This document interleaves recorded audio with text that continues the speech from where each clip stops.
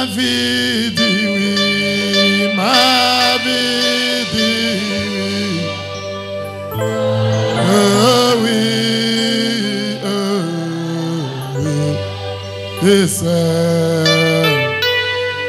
ma vie dit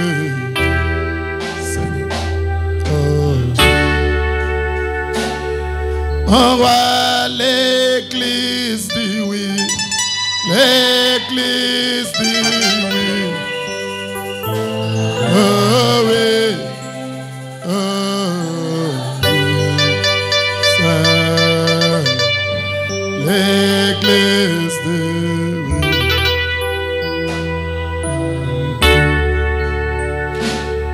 On voit ma sœur dit oui.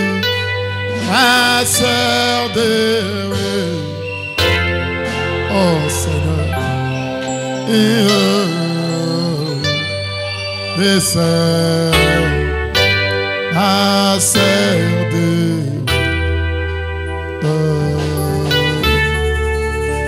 oh Jésus, mon frère dit oui. Mon frère dit oui. Oh oui, oui, c'est mon frère dit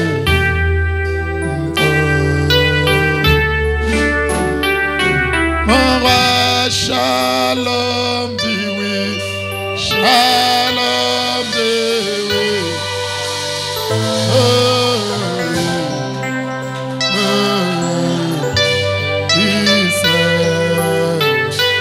Shalom dit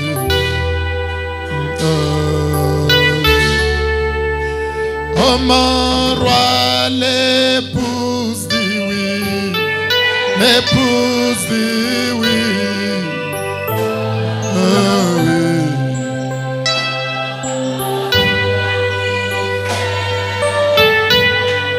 L'épouse dit oui.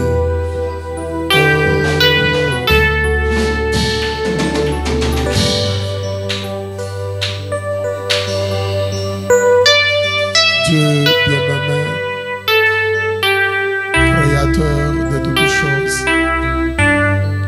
nous voilà encore ce matin. Nous avons la vie, sans argent, sans rien payer, seulement par ton amour et par ta grâce.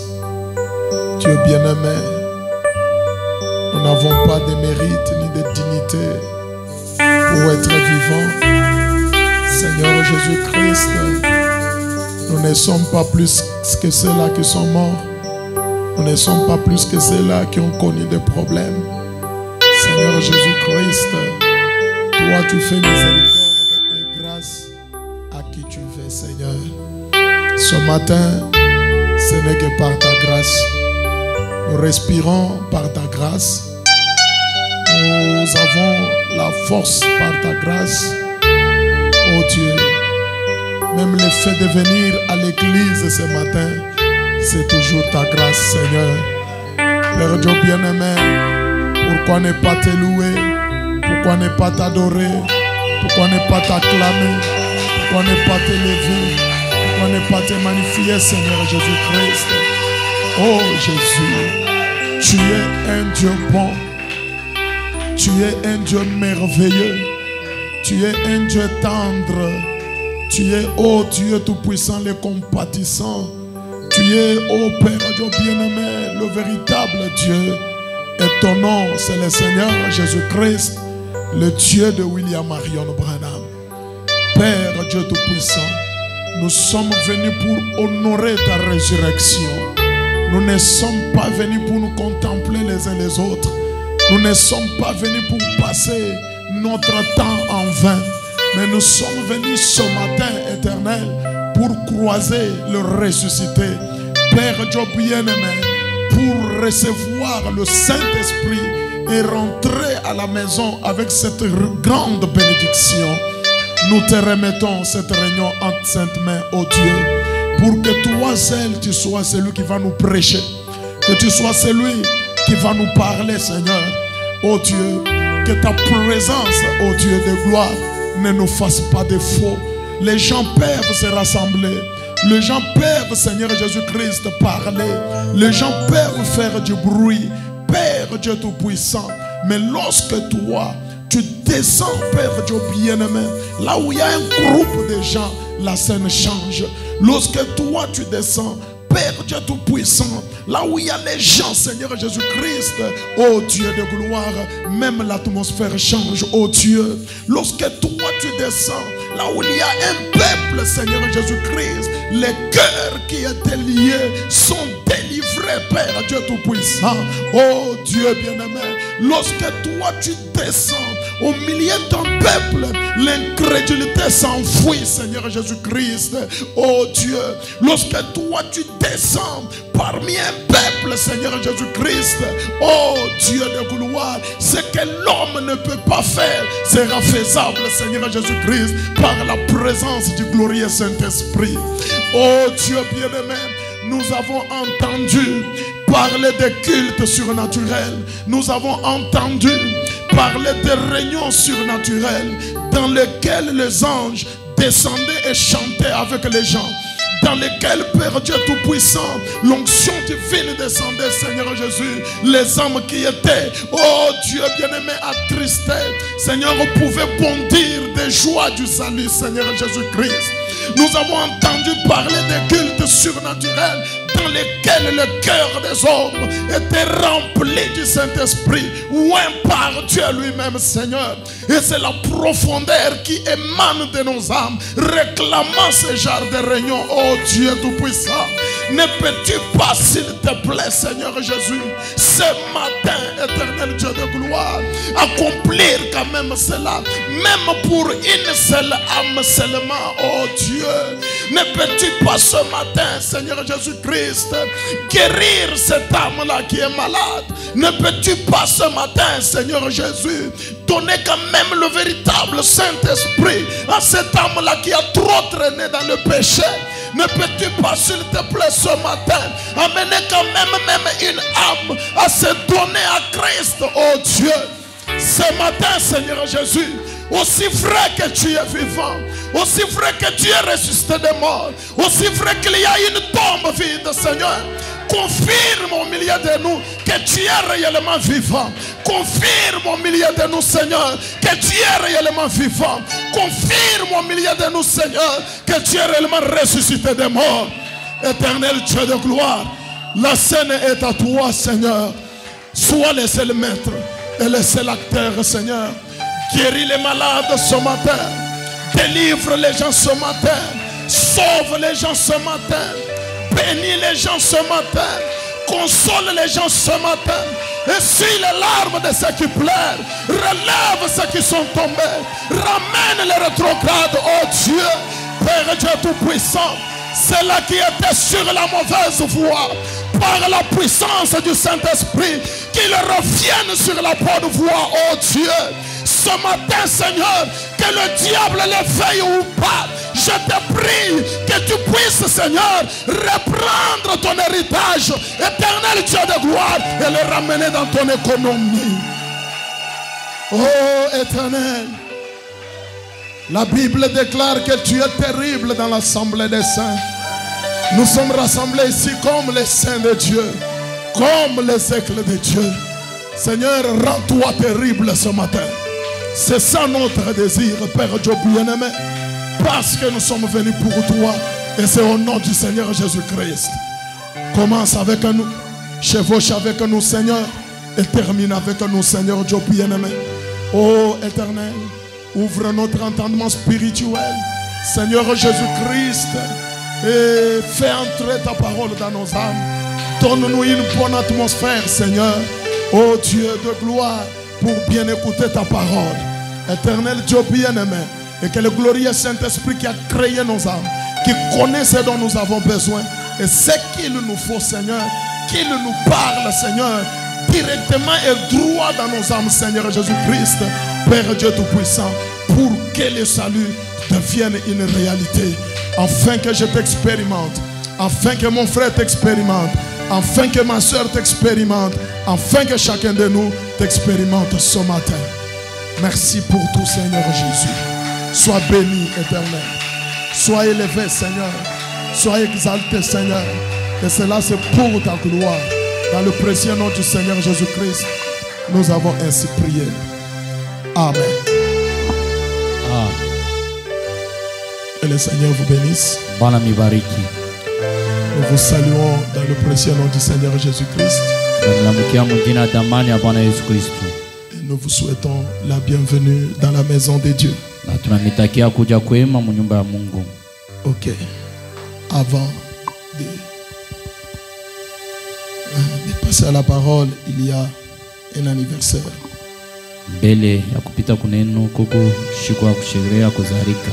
Isaac.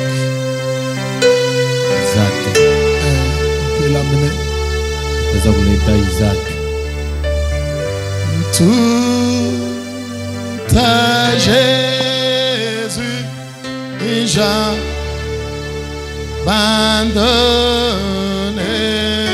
je lui donne tout libre.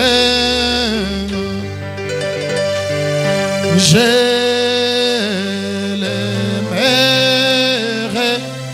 et croirai en lui. Je vivrai dans sa présence. On incline nos têtes, nous prions pour l'anniversaire d'Isaac. Dieu Tout-Puissant, auteur de la vie éternelle et auteur de toute vie. Ce matin, nous te sommes encore très reconnaissants pour, oh Dieu bien-aimé, une année de plus que tu viens accorder à ce cher enfant Isaac que tu as donné au frère Demto et à la sœur Sarah. Père Dieu bien-aimé, depuis qu'il est venu dans ce monde, c'est toi qui l'as gardé, c'est toi qui l'as protégé, Père. Cet enfant est passé par des difficultés, par des maladies, par des complications de la vie. Mais je n'ai jamais vu ta main puissante s'éloigner de cet enfant. Aujourd'hui, il vit par ta grâce. Pourquoi ne pas te dire merci, Seigneur Jésus? Oh Dieu bien-aimé, comme signe de reconnaissance, on l'a amené devant toi pour, oh Dieu, que nous puissions prier sur sa vie. Oh Dieu, pour recommander encore sa vie à Christ. C'est pourquoi ce matin, j'impose mes mains sur Isaac. Et j'impose mes mains, c'est au nom du Seigneur Jésus-Christ. Je déclare la vie de cet enfant béni, ô éternel Dieu de gloire. Père Dieu bien-aimé, que toi l'éternel qui l'a gardé jusqu'à ce jour, tu continues, Seigneur Jésus, à veiller sur sa vie, ô Dieu. Que toutes les puissances du monde des ténèbres qui en veulent toujours à la vie de cet enfant, oh Dieu bien-aimé, croise la colonne de feu et soit neutralisé totalement et complètement. Que cet enfant grandisse bien, en bonne santé et en paix. Seigneur, accorde cela pour la gloire de ton nom. Seigneur, je reconsacre sa vie à toi ce matin. Comme il y a un lendemain, que cet enfant te soit toujours consacré, qu'il marche toujours avec toi et que ta présence ne s'éloigne jamais loin de lui. Bénis-le, Seigneur Dieu bien-aimé. Accorde-lui, Seigneur Jésus-Christ, oh Dieu bien-aimé, la meilleure santé. Accorde-lui la meilleure vie, Seigneur Jésus-Christ, Père Dieu de gloire, et que cet enfant grandissant fasse, oh Dieu, la fierté de sa famille et la fierté de ce message. Permets, Seigneur Dieu bien-aimé, que le reste de sa vie sur cette terre, qu'elle puisse te servir, alors que nous reconsacrons sa vie à toi pour une vie de service. Au nom puissant du Seigneur Jésus-Christ, nous avons ainsi prié. Amen. Amen. Merci. Que Dieu bénisse chacun de vous. Alors, nous vous prions de vous tenir debout. Nous allons lire la parole de Dieu. Oui. Nous sommes dans Luc 18. Luc 18. Le verset 18 jusqu'à 25. Et nous lisons Dans le précieux nom du Seigneur Jésus-Christ. Na tuko nasoma jina damani ya Bwana Yesu Kristo. La Bible dit ceci. Biblia inasema hivi. Un chef interrogea Jésus. Sultani moja akauliza Yesu. Et dit. Na kusema hivi. Bon maître. Mwalimu mzuri. Que dois-je faire pour hériter la vie éternelle? Ni kinini kile mnaweza kufanya ndio kurithi ufalme ya milele? Jésus lui répondit. Na Yesu akamujibu. Pourquoi m'appelles-tu bon? Njoni unaniita mwema. Il n'y a de bon que Dieu seul. Hakuna bema ni paka Mungu yepeke. Tu connais les commandements. Et tunajua maamri. Tu ne commettras point d'adultère. Au tatenda kamwe busharati. Tu ne tueras point. Au taua kamwe. Tu ne déroberas point. Au taiba kamwe. Tu ne diras point de faux témoignages. Au taleta maushuhudi ya bongo ya muntu. Honore ton père et ta mère. Heshimia baba yako na mama yako. J'ai, dit-il, mi nasema hivi, Ville Alissem, cet homme-là, le jeune homme riche-là, j'ai observé toutes ces choses dès ma jeunesse. Mie mnatumikia maamri yote tangu kubutoto bwangu. Verset 22, écoutez. Mstari 22 mushikieni. Jésus, Yesu, ayant entendu cela, lui dit. Na akashikia ile na anamonesha. Il te manque encore une chose. Kuna kukosa tena kintu kimoya. Vends tout ce que tu as. Ujisha byote bile kunabyo. Distribue-les aux pauvres. Ubikabule kuba mashikini. Et tu auras un trésor dans les cieux. Na utakuya na ekiba ndani ya mbingu. Puis, na kisha, viens, suis-moi. Kuja unifate.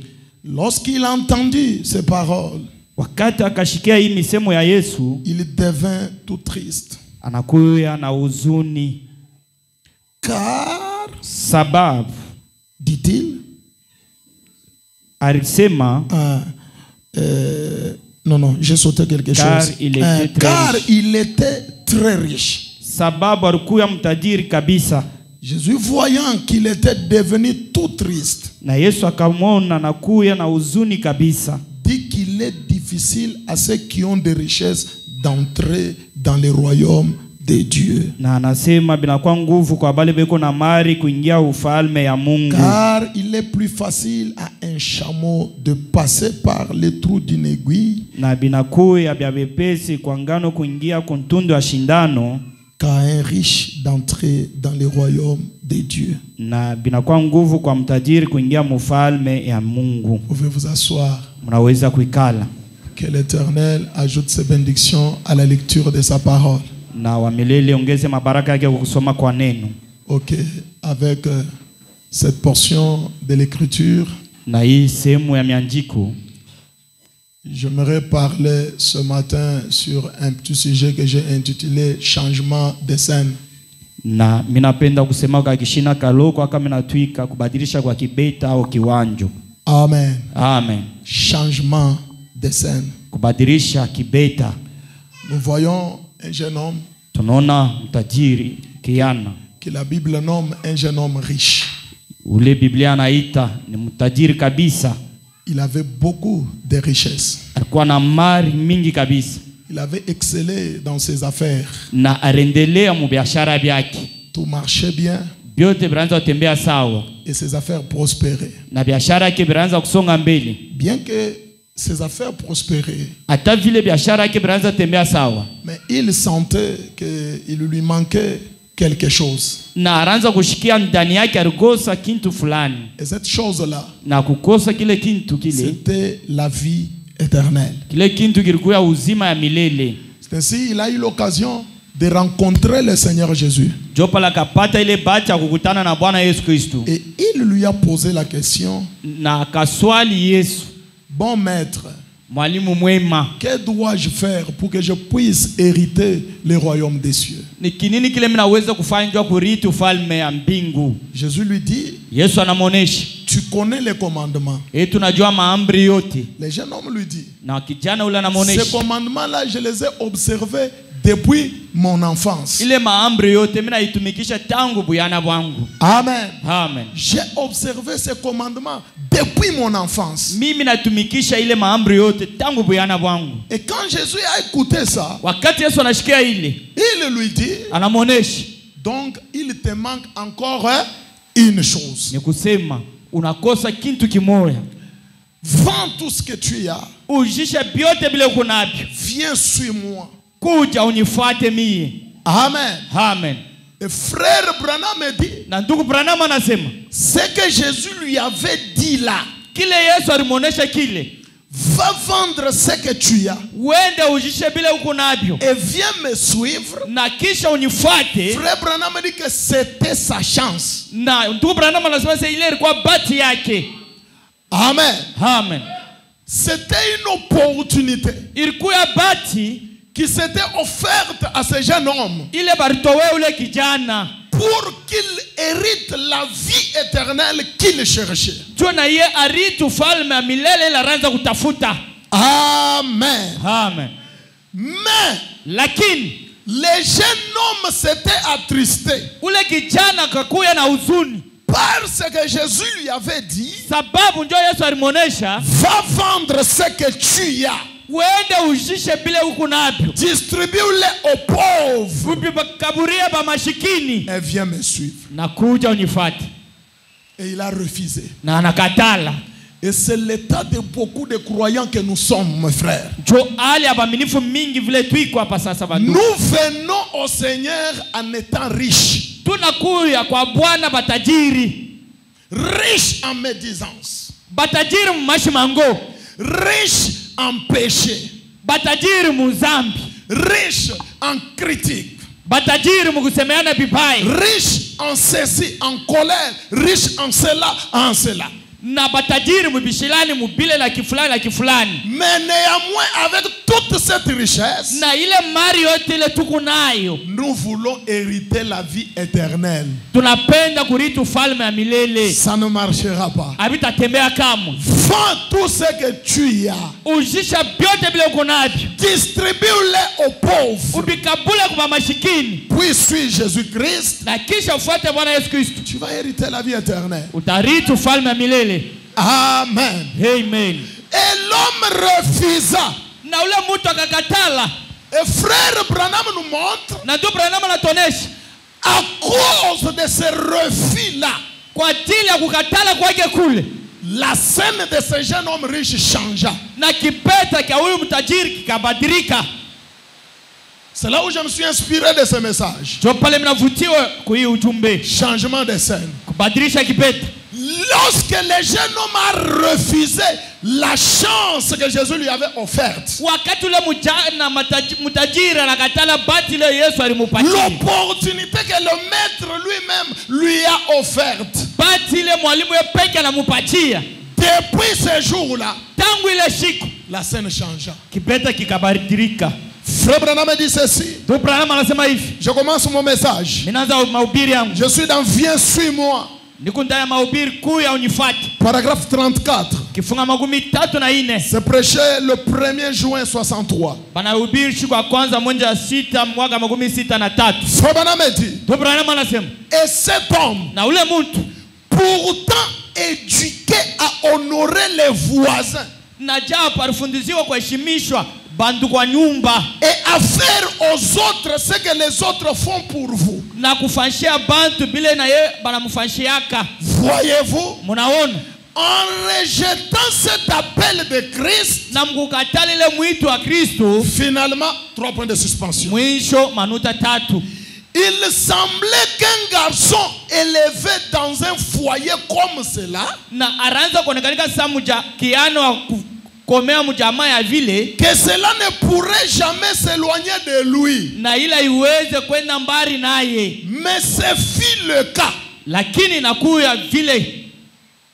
Cela fut le cas. Na ile nakuya vile. Écoutez maintenant. Mushikieni sasa. Frère Branham prend cette scène, ce jeune homme riche qui a demandé à Jésus comment faire pour hériter la vie éternelle. Ndugu Branham anabeba hii swali ya wiki yana, namna gani mimi naweza kufanya kurithi ufalme wa milele. Il nous dit que ce même jeune homme-là, na anatonesha se ule kiana moya moya ule, c'est celui qui était encore riche devant la porte, qui était riche, qui avait la maison devant laquelle Lazare, le pauvre Lazare, cherchait même la nourriture à manger là.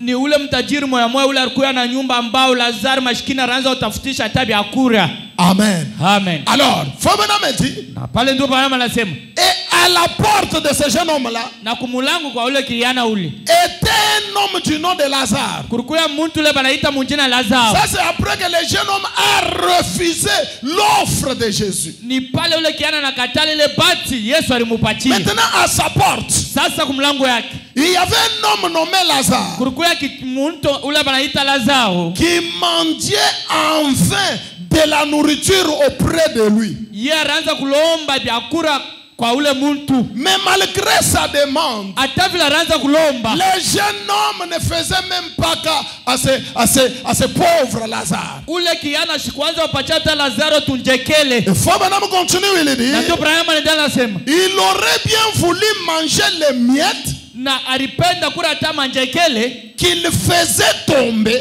ile ule mtajiri anaanza kuangusha. Pas qu'il faisait tomber pour les mendiants, Ashikwanza kuangusha njoo ule mashikini ule mais hapana. qu'il faisait tomber pour les chiens. Lakini anaanza kuangusha njoo abaimbo bake. Lazare ne cherchait pas les miettes qu'il pouvait jeter pour les mendiants, non. Lazaro ashikwanza utafuta bile baritupa njoo abakulomba lomba Mais hapana. il cherchait les miettes qu'il faisait tomber pour les chiens. Lakini anaanza utafuta hata bile vya baimbo. Mais malgré cela, cet homme élevé dans une bonne famille Hata vile ule kijana ule wa kukomea n'a mjamaa pas mzuri. voulu donner à Lazare même le miette qu'il fallait donner aux chiens. Ashikupenda upatie Lazaro hata ile manjekele ile anaanza kuangusha Quel baimbo. cœur mauvais! Ni roka ni mubaya. Vous savez pourquoi il était devenu jusqu'à ce niveau-là? Mnajua njoo alifika mwila tu.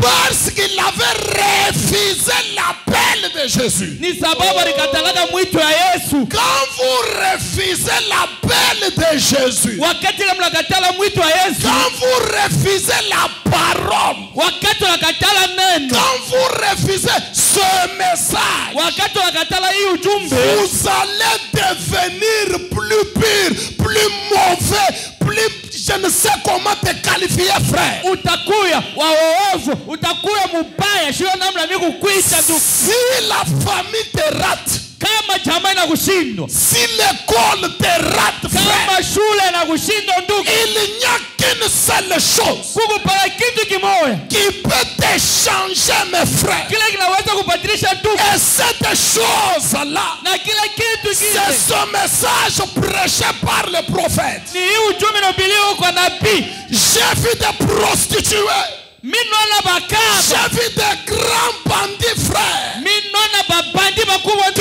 la société n'a pu faire quelque chose. pale. Hii dunia inashindwa kufanya hata mambo Mais fulani. quand ils ont croisé ce message, Wakati ile wanakutana na hii ujumbe, ils s'étaient complètement changés, frère. baba libadilika kabisa kabisa tu.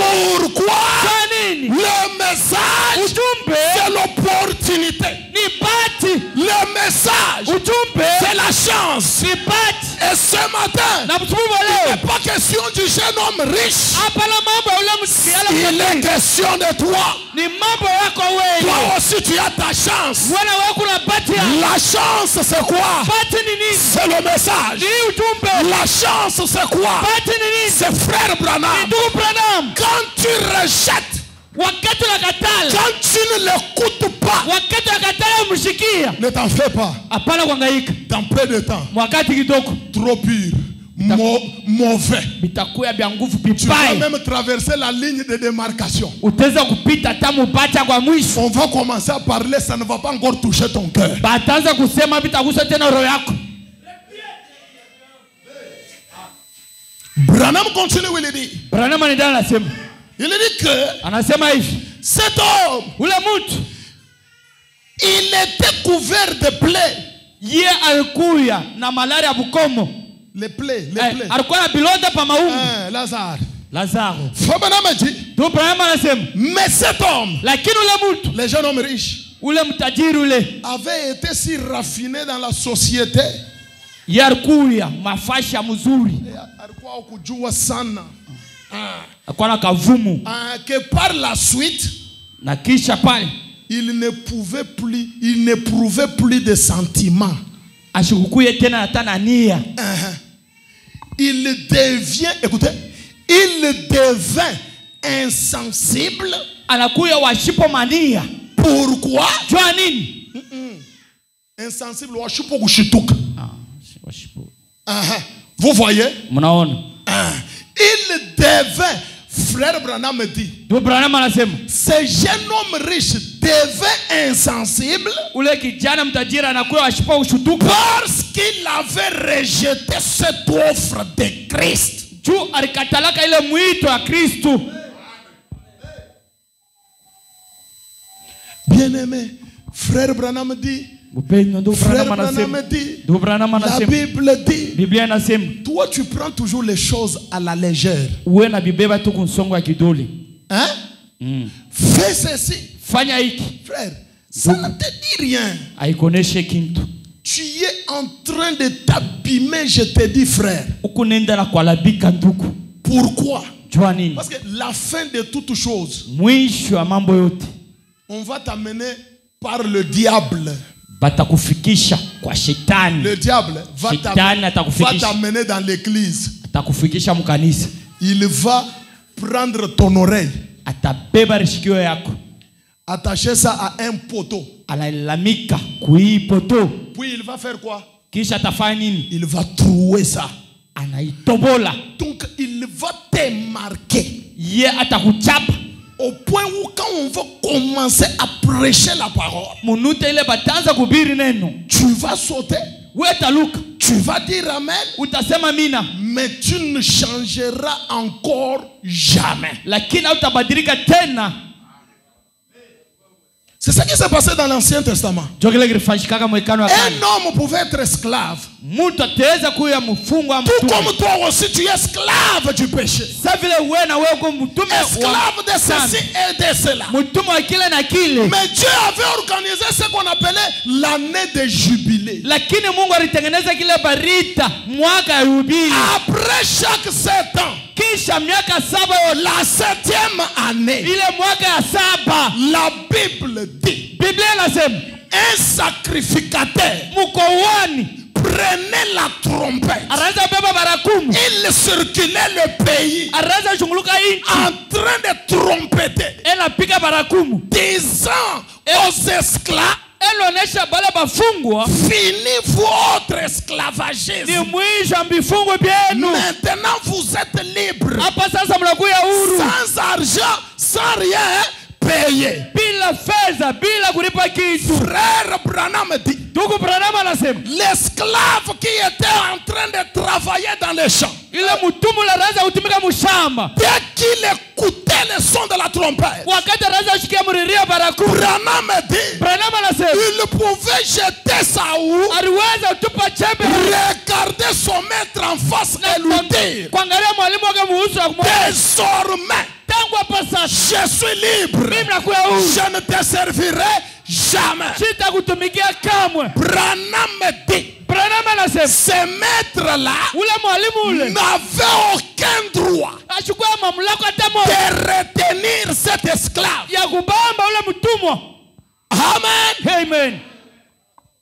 Mais si l'esclave trouvait bon, non, mon maître me garde bien. Il me nourrit bien. Il m'avait acheté, je n'avais pas de femme. Maintenant j'ai des enfants. Il m'achète même un peu d'habits. Alors pourquoi dois-je partir? Non, moi je reste. Amen. C'était aussi son droit s'il voulait rester. Mais la Bible dit, celui-là on faisait quoi? On l'amène au temple. On trouve l'oreille. C'était un signe. C'était une marque que celui-là devait mourir toute sa vie étant esclave. Je connais un son de la trompette qui n'a pas seulement circulé le pays, mais ce son de la trompette a circulé 7 fois le tour du monde en train de prêcher ce message. Comme cet oiseau femelle, l'oiseau tacheté, en train d'asperger le sang de son compagnon.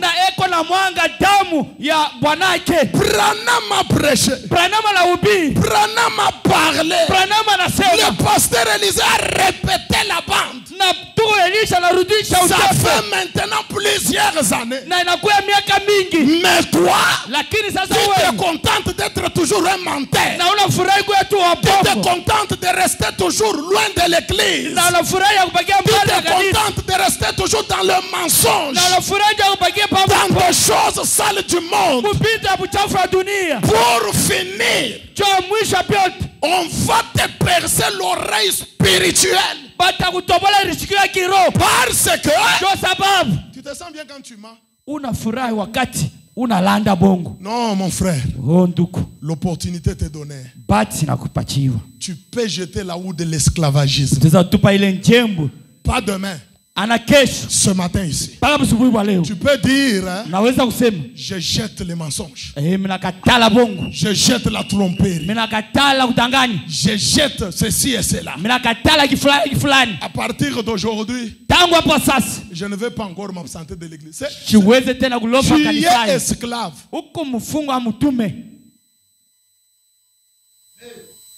Combien d'esclaves nous avons ce matin? Toi-même tu connais, mon frère. Et Branham continue, il dit. Écoutez maintenant là où les changements de scène commencent. Puis, peut-être qu'un soir, cette fois-ci, il organisait son toast avec des vins fins. Oui.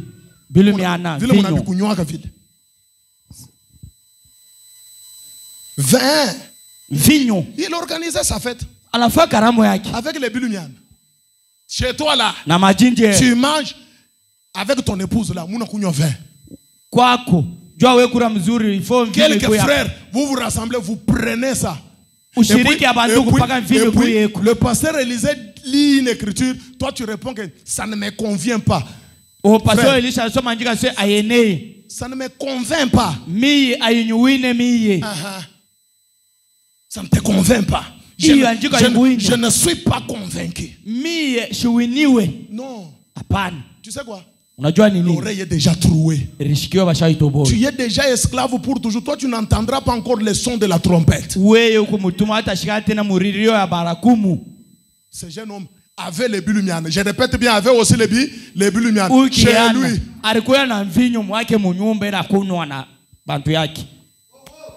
Il avait les bilumianes.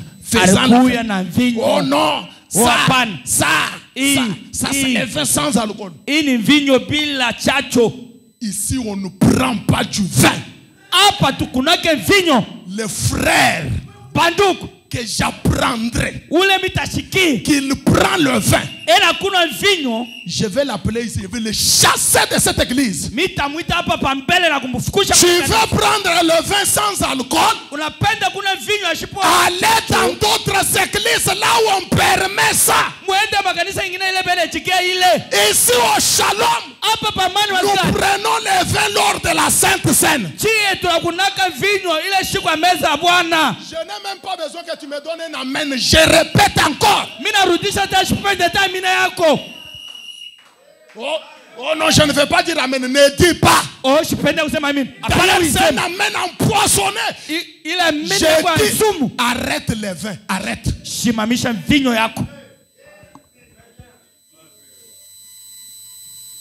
Ça ne me convainc pas.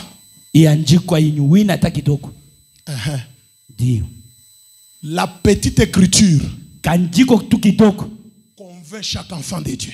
koka na winaka mtoto wa Mungu wote. Si toi, on ne te convainc pas, Kama wewe abakuwinaki, jeune homme riche, uko mtajiri kiana ule.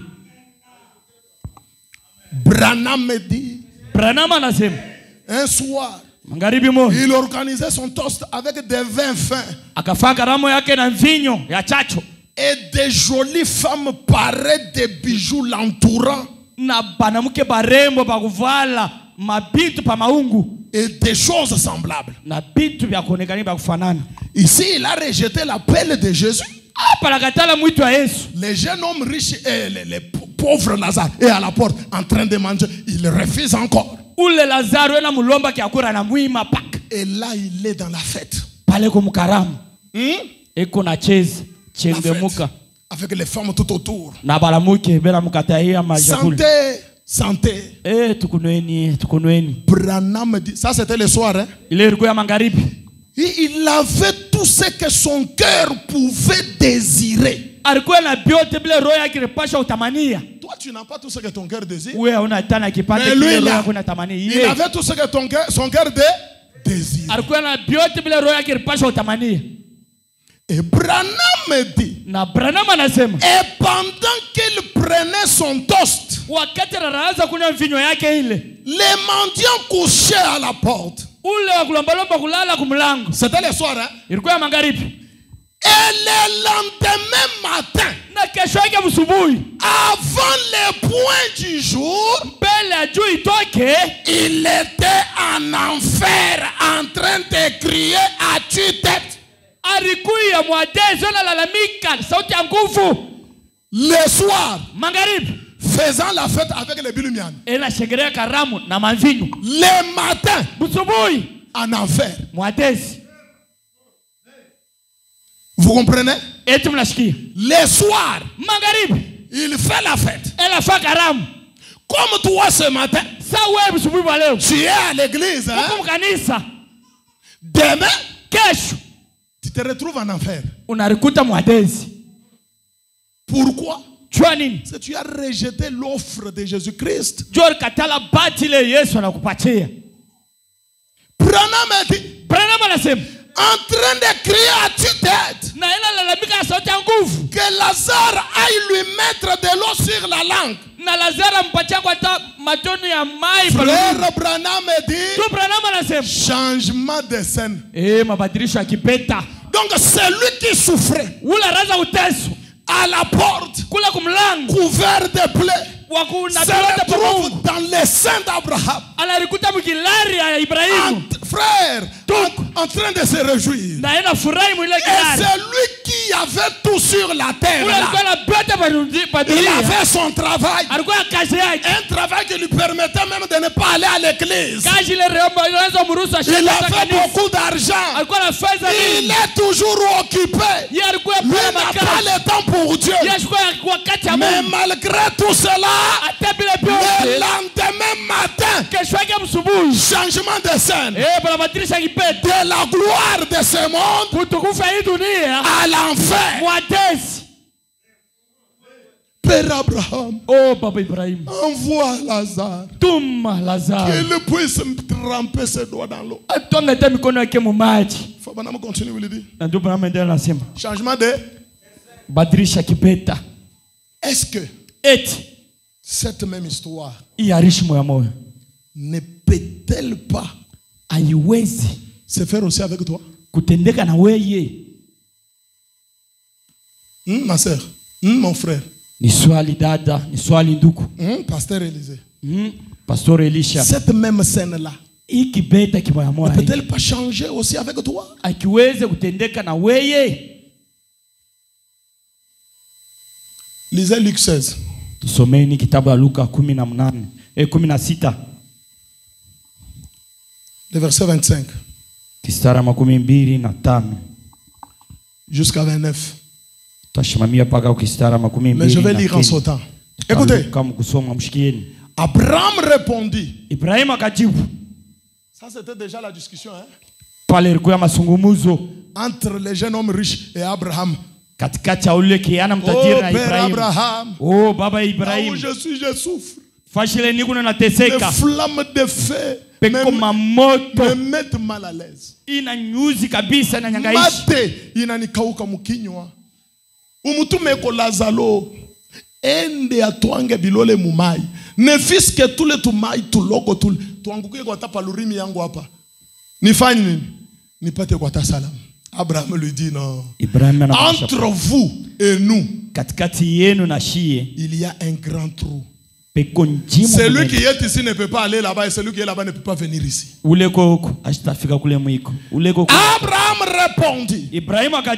C'est verset 25. Mon enfant, souviens-toi que tu as reçu tes biens pendant ta vie. Et que Lazare a eu les mots pendant la sienne.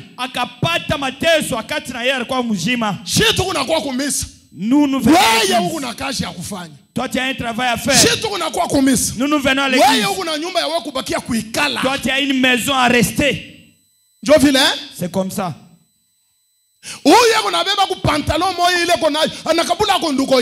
Celui-ci prend les pantalons. Tu as un peu de nourriture, tu ne sais pas partager avec l'autre. Mais celui-ci, même s'il a un seau, il partage quand même avec l'autre. Toi l'autre là, pardonne, toi tu ne sais pas pardonner. Tu as eu tes biens pendant ta vie. Et lui aussi a eu les mots pendant la sienne. Maintenant, il est ici consolé. Toi qui souffrais, toi qui as des mots, mais qui aime Dieu, Dieu te consolera un jour.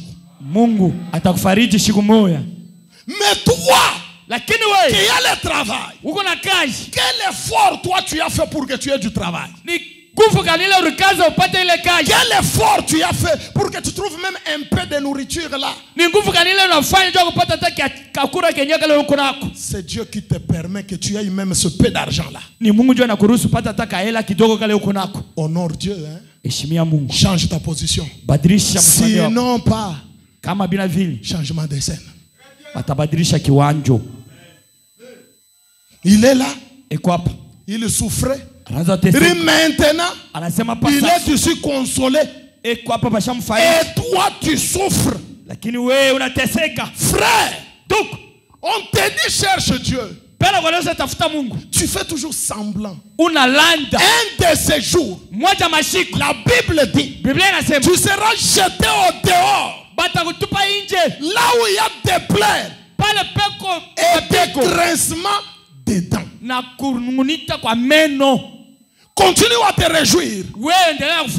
Tu es là. Tu fais ton travail. Tu ne cherches pas Dieu. On prêche la parole. Change, il n'y a pas de changement. Tu penses que la vie va continuer comme ça? Non. Chaque homme va arriver à la fin. Je vous dis la vérité, frère. Moi, j'ai ma faim. Je suis né un certain jour. Et un certain jour, je vais mourir. Toi aussi. Tu es né un certain jour. Et un certain jour, tu vas mourir. Et frère Branham me dit, la vérité, nous la connaîtrons avant là, à la fin de notre vie, quand on va mourir là. Frère Branham me dit, j'ai vu des diacres à l'hôpital. On les injecte des produits. Avant de mourir, ils crient, injuriant son pasteur. Tu es mauvais. Tu ne m'as jamais dit la vérité. Regarde maintenant, je suis perdu. Moi, je ne veux pas que tu m'injuries ce jour-là. Ce matin, je répète encore. Sans le Saint-Esprit dans ton âme, Tu es perdu, mon frère. Même si tu payes la dîme, même si tu cries à l'église, même si tu es diacre, huissier, administrateur, qui que ce soit, les postes dans l'église ne sauvent personne.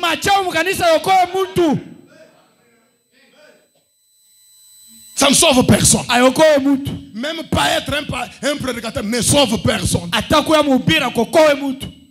Tu as encore le temps. Tu peux chercher Dieu pendant que tu es vivant. Moi je suis vraiment désolé. C'est comme Frère Branham a dit, comme j'ai lu ce jour-là. Il dit que même dans nos réunions aujourd'hui, nous avons mis trop d'accent sur la guérison du corps. Ce qui est l'accessoire. Branham dit, je préférerais avoir 10 personnes venir donner leur vie à Christ plutôt que de voir 10 personnes être guéries. Branham préfère la guérison de l'âme que la guérison de ce corps. Mais qu'est-ce que nous sommes devenus? Les croyants dans les églises, ils aiment qu'on leur prêche, reçois la vie. Tu vas voyager. Tu seras quelqu'un dans la vie. Je te dis ce matin, tu ne seras pas quelqu'un dans la vie. Tu vas être consumé en enfer. Arrête ça. Si c'est le travail, arrête ça. Arrête. Cherche Dieu.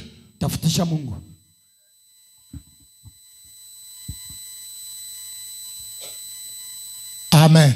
Amen. Tu ne seras pas élevé. Tu vas aller en enfer. Et nous prêchons pour que tu n'ailles pas en enfer. Mon prophète dit, il y a un ciel à gagner et un enfer.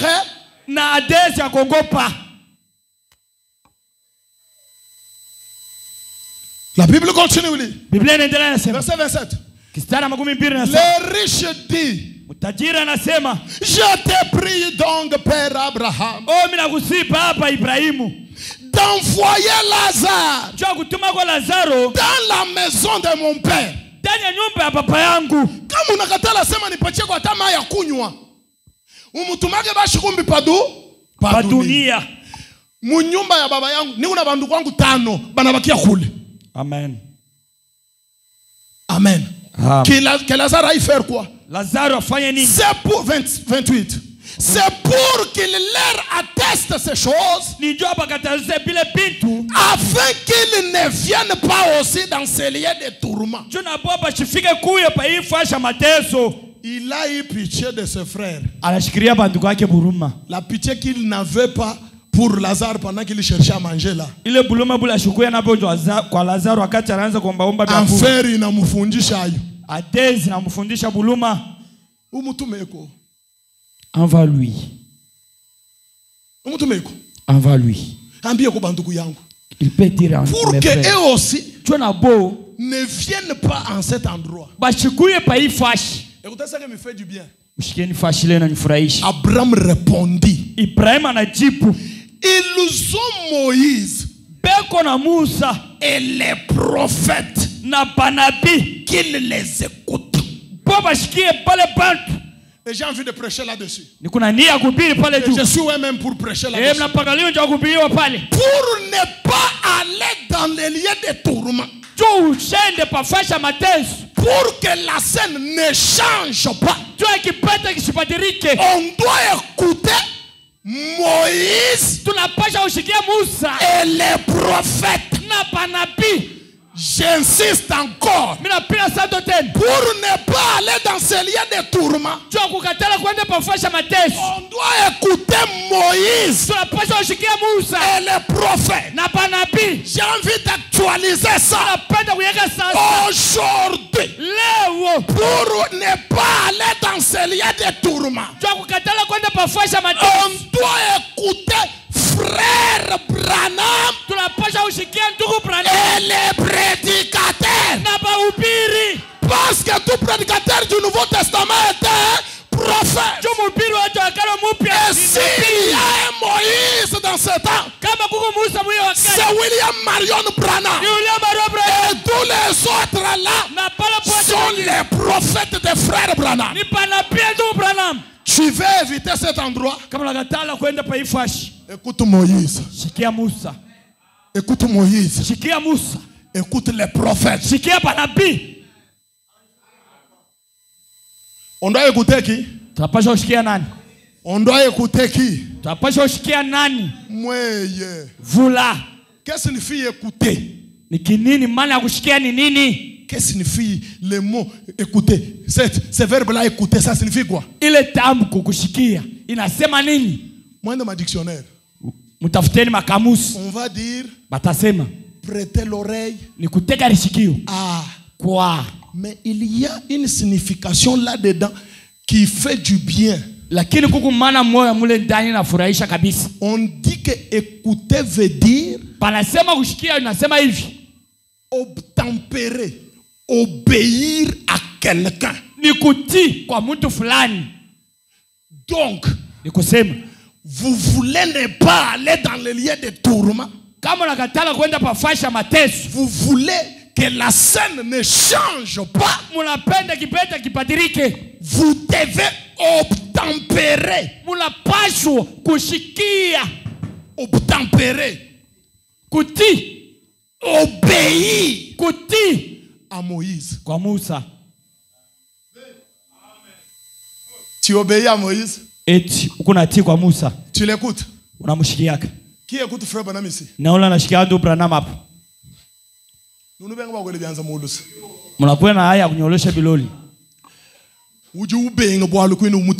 effectivement. Tu refuses parce que tu ne l'écoutes pas. Tu ne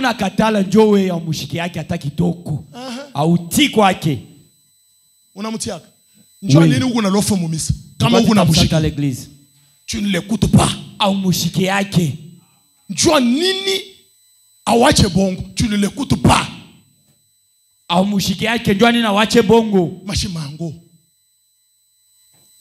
Ma problème mumisa. Mambo mkanisa. Anasema. Il a dit. Anafanya. Il a fait. Batakushike paka mambo fulani. Wengi nako banaitayaga paka. Aushikie frère Branham. Aushikiake ndugu Branham. Kumbi utenda wapi? Ta place c'est où? Jeune homme riche, jeune femme riche. Ah, binti mutajiri. Ces derniers temps, l'église m'écoute très bien. Wakati kanisa inanifuata mzuri. Dieu vous bénisse pour ça. Mungu amibariki kabisa kwa hiyo. Trop de mystères. Masili kubwa kabisa. L'âme en train de pourrir. Nafsi na ozeka. Mystère te uko na lofu paka mumisa. Masili bananubiri nayo. Samo hivi biko nanishangaisha. Je me dis, est-ce que ce sont des personnes normales avec les âmes ou bien ni bantu bana na manafsi ndani? Mina risemea eti aba bantu bena nafsi bya bana nayo. Est-ce que tu as vraiment une âme? Eti kuna nafsi. Une âme que l'Éternel a, pour laquelle l'Éternel a versé le sang. Uko na ile âme ndani yako. Ile nafsi ambao milele anatoa damu yake. Est-ce que tu as cette âme là mon frère? Eti kuna ile nafsi.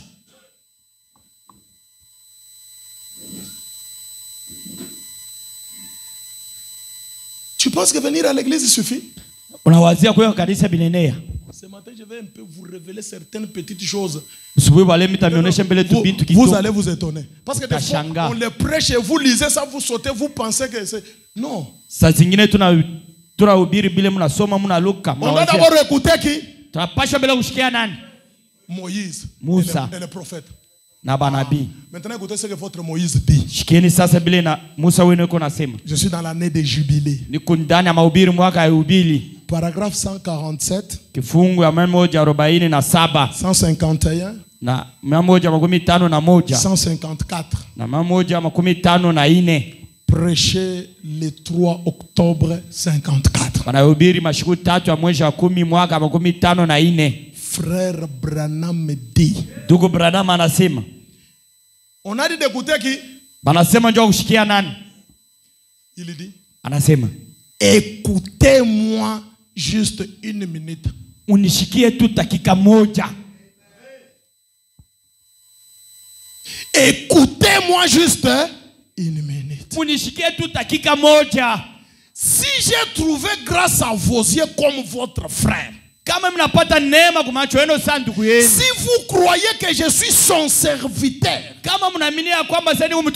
maintenant, je mentionne ceci simplement à titre personnel, mais je ne le fais pour une raison. Écoutez, si vous croyez que j'ai été en contact avec le Dieu Tout-Puissant,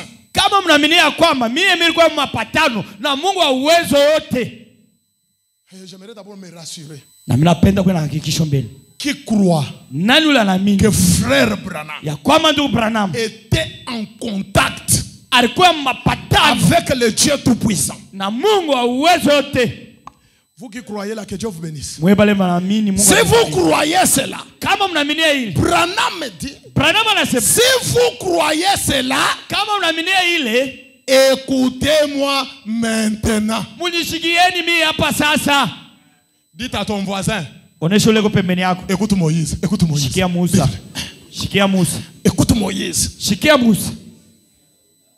Becky, écoute Moïse. Maman Rebecca, shikia Musa. Écoutez-moi maintenant. Ce message a été prêché le soir. Branham dit, ne laissez pas le soleil se lever sur vous.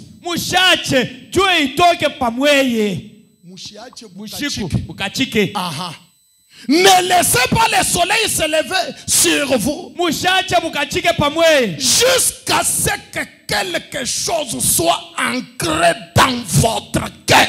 Ne laissez pas la nuit arriver jusqu'à ce que quelque chose soit ancré dans votre cœur. Pour que la chose soit ancrée dans le cœur d'un croyant. Ça ne demande pas d'un jour, frère. Si le cœur se décide, si le cœur éprouve la faim et la soif de Dieu, tu peux sortir de cette église ce matin ayant reçu la chose, mon frère. Je dis la vérité, frère. Aujourd'hui, pour recevoir le Saint-Esprit, bien aimé, écoutez. Il y avait quelqu'un qui avait besoin du Saint-Esprit. Il désirait le Saint-Esprit.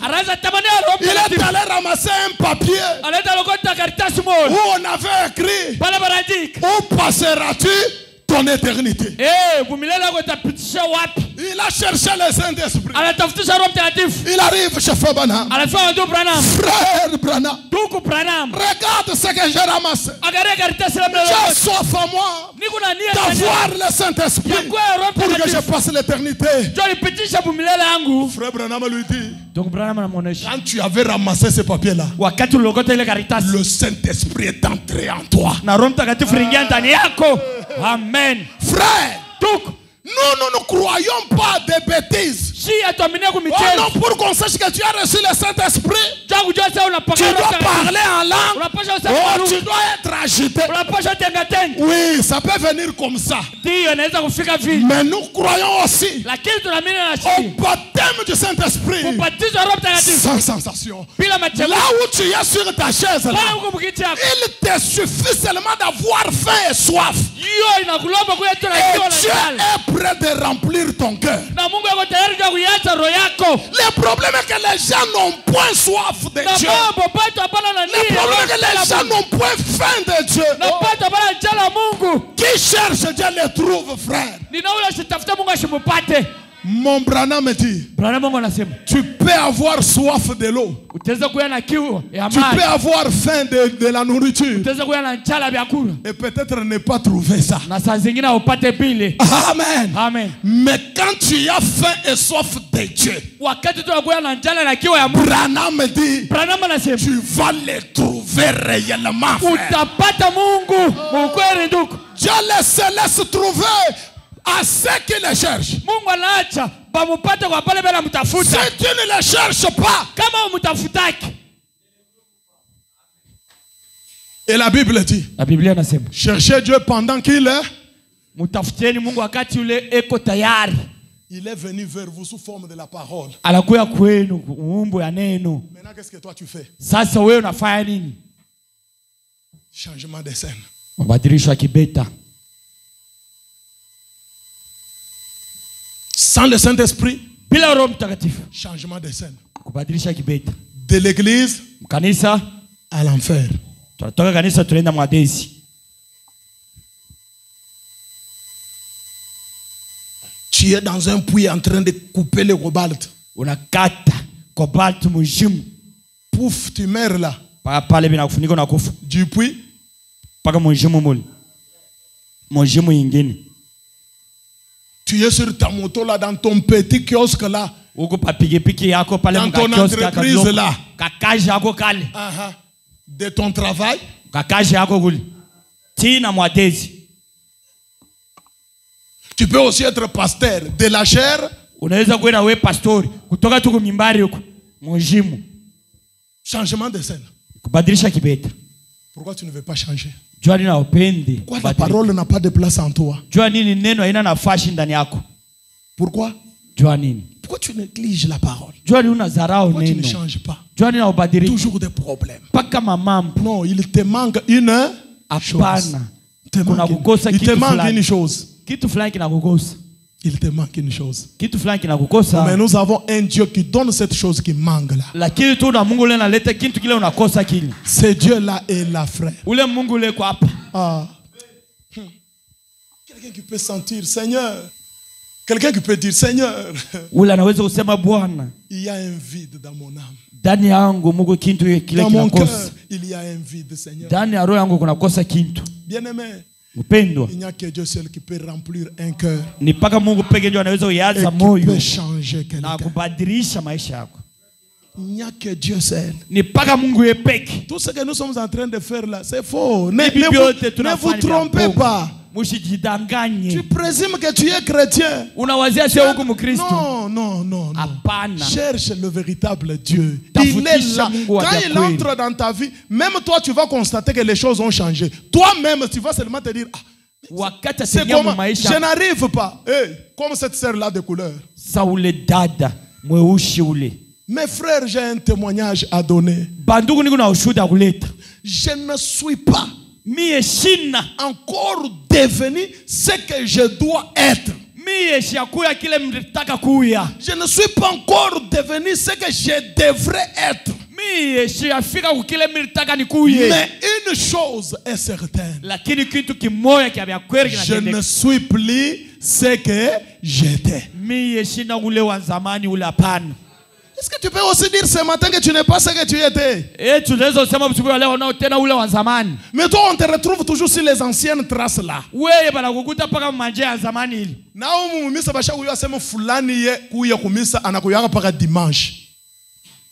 On connaît déjà.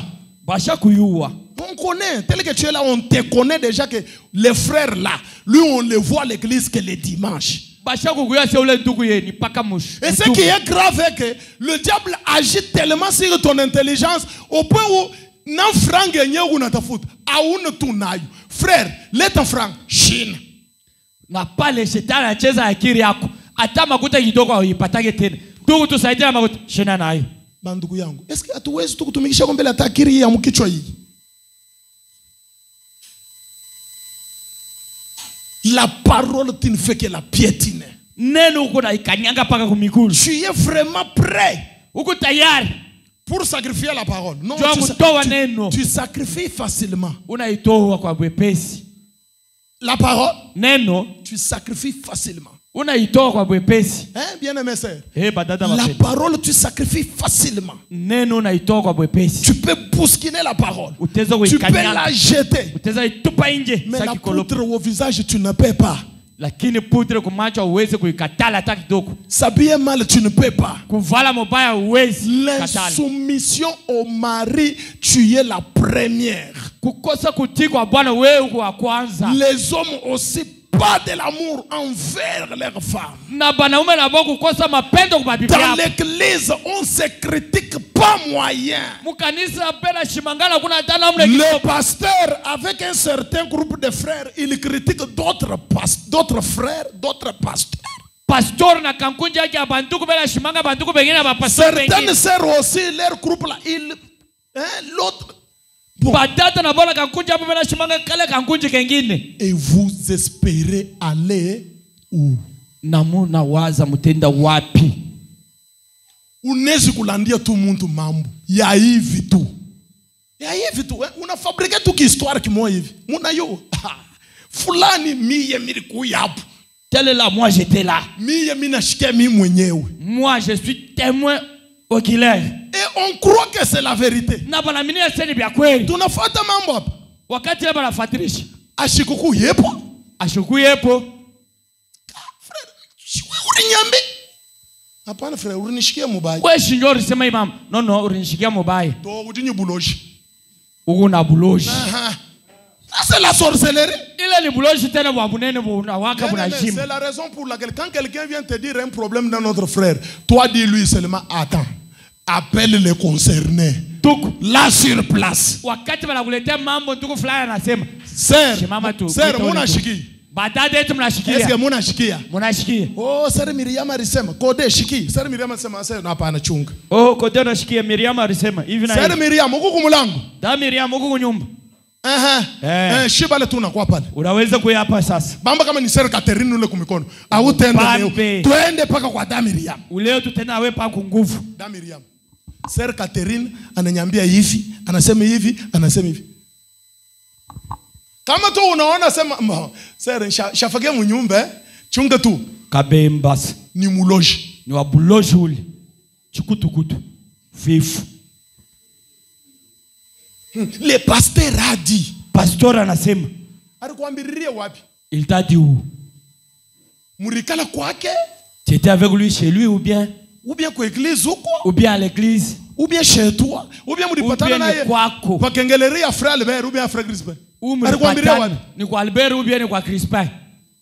Non, le pasteur a dit. Oh, pasteur anasema. Non. Hapana. L'interprète là, m'a dit ça. Ule mtafsiri ule ananionyesha abio tena. Si tu ne tires pas attention, kama usopoki, changement de scène, kiwanjo kyako kitabadilika. Changement de scène. Kiwanjo kitabadilika. Cherchons le véritable Dieu. Tutafuteni Mungu wa bya kweli. Amen. Amen. C'est lui qui va nous changer. Comme j'ai lu le vendredi. Frère, lorsque Christ entre dans votre cœur,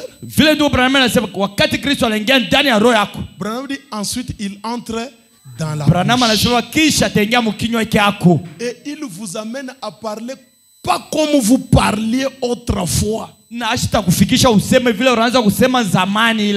après qu'ils sont entrés dans la bouche, il entre où? Dans les yeux. Tu vas commencer à détourner ton visage des choses sales. Des femmes nues sur vos téléphones là. Vous savez, après avoir regardé toute la nuit des mauvaises vidéos,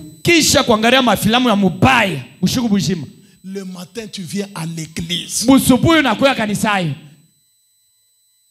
Tu vas amener quelle onction à l'église? Qu'est-ce que tu vas amener à l'église? Ça c'est un endroit saint. C'est comme je disais à mon épouse, je crois que c'est le vendredi. Moi je suis venu ici le matin. Je rentre à la maison à 14h.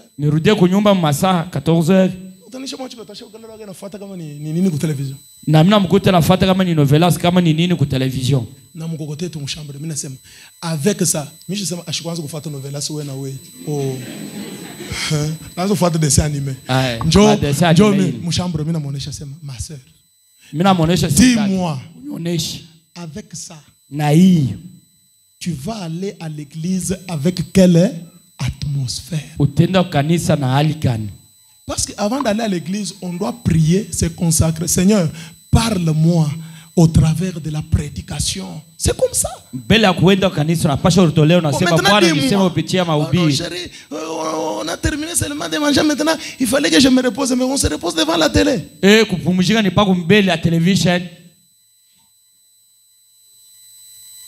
Amen. Amen. C'est la raison pour laquelle, mes frères, on ne sait pas aller loin avec Dieu. Nous sommes seulement des chrétiens de nom pour rien.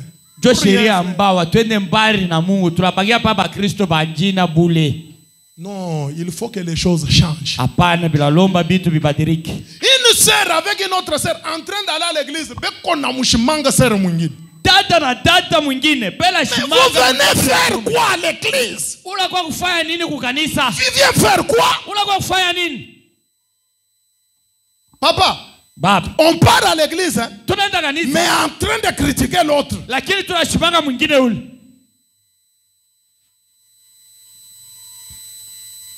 On rimona ou les sœurs. Tu avais vu la sœur telle là. Elle avait porté une jupe là avec la fente. Tu avais vu la sœur là. Elle porte les cinglés des hommes. Ça c'est ibongo kuna bumukinyo ubuwe. Abuyu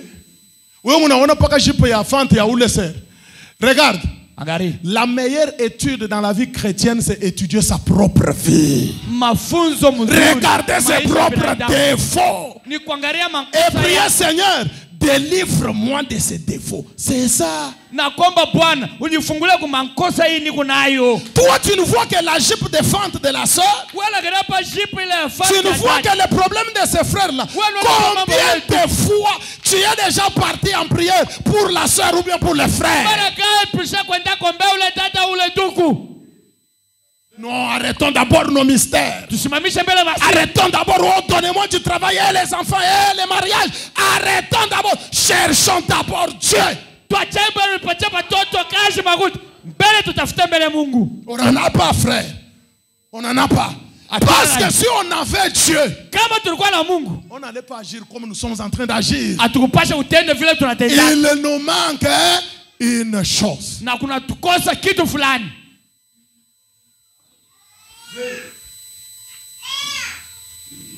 Branham continue, il dit: ne laissez pas le soleil se lever sur vous jusqu'à ce que quelque chose soit ancré dans votre cœur. La chose attestant que vous êtes chrétien, que vous êtes en paix avec votre ennemi. Vous ne donnez pas un amen. Amen. Je m'en fous. Être en paix avec votre ennemi. Il y a une écriture qui me vient à l'esprit. Je crois que c'est dans ce jour-là sur le calvaire. Branham dit: la vie éternelle, c'est vivre pour les autres. Je vois au paragraphe 85 là. C'est comme ça que Branham dit. La vie éternelle, c'est vivre pour les autres.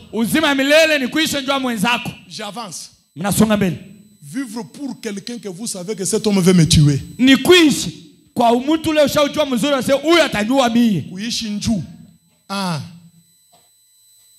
Unajua tu asema huyu frère huyu anatafuta kuniua. Shikuba mingi hapa nanishimanga benende kunilandia mambo. Nisha kuyua mimi nisha paka kubapenda. Ni unabaombe ni na bahubiri. Je sais non? Misha kujua. Et je vous aime, est-ce que vous savez même que je sais que bilu rende kulanda bilu nisha kuyua. Tu ne sais même pas, je ne t'ai jamais dit mais je sais. Et tu sais, je t'aime. Et je te prêche, je veux que Dieu entre dans ton âme, que tu sois sauvé. Pour qu'un jour, bras dessus, bras dessous, avec frère Branham. C'est ça, non? Quand ton ennemi a faim, donne-lui à manger. S'il a soif, donne-lui de l'eau. C'est ça le Saint-Esprit. Même ni frère à païen.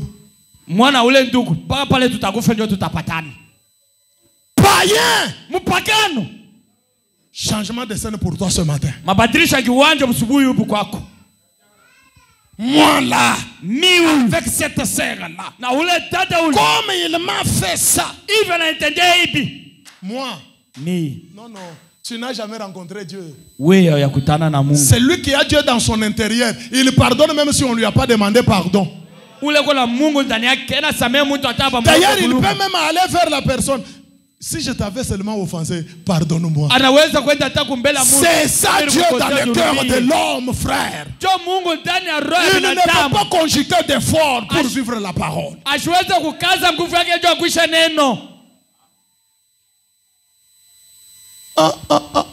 Sir Rachel Arikusema Rachel Arinisema mi Njoville Angre mbele vile keko.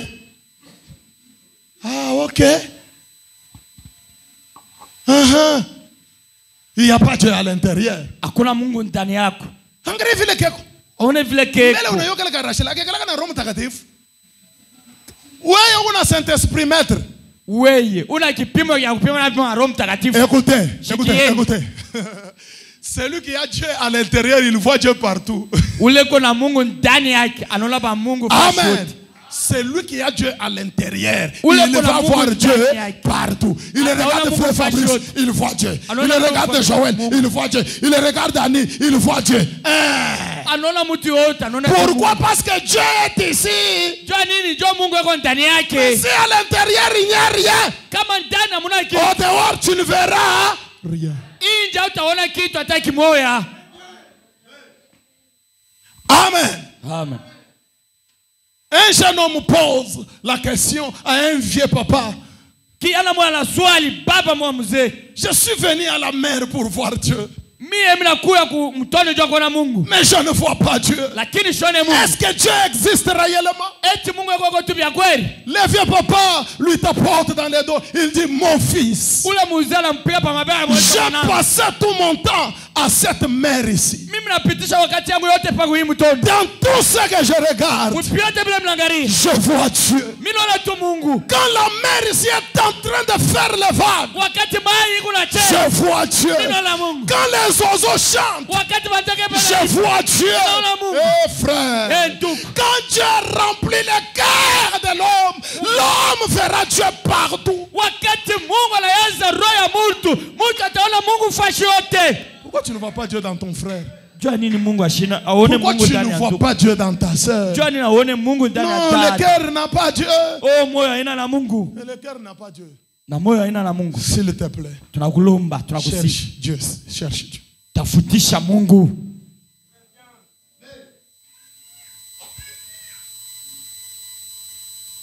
Le prophète continue lui. 151. 151 sasa. Et ceci est vrai mon frère. Écoutez. Mushikieni. Un jour, vous n'aurez plus l'occasion d'être dans l'église. Amen. Toi, tu penses que tu seras toujours à l'église? Le pasteur Élisée va toujours continuer à te prêcher. Non. Un jour, le pasteur Élisée va mourir. Cherche Dieu. Un jour, les portes de cette église seront fermées. Les églises s'arrêteront, frère. Et si tu n'as pas Dieu dans ton cœur, tu vas t'arrêter aussi. Mais quand tu as Dieu dans ton cœur, qu'il y ait l'église ou pas, que le pasteur Élisée soit là ou pas, tu as Dieu.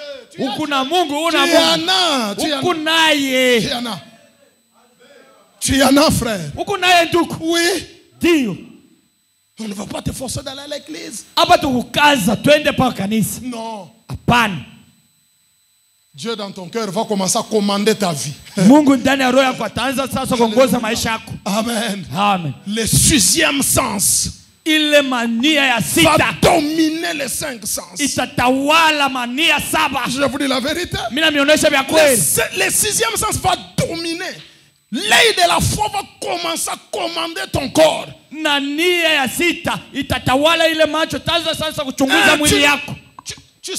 Tu vois comme la télévision. Quand vous prenez votre télécommande là, la télévision va refuser. Quand tu mets sur telle chaîne, elle prend directement. Elle est télécommandée. C'est comme ça que quelqu'un avec Dieu dans son âme. Cancelleur de l'église. Même s'il fait quoi, le Saint-Esprit elle est ferme, va à l'église. Directement vers l'église. Quand on prêche la parole, le Saint-Esprit dit dites Amen. Directement, l'Amen sort. Le Saint-Esprit prie. Oh non, je suis fatigué. Non, non.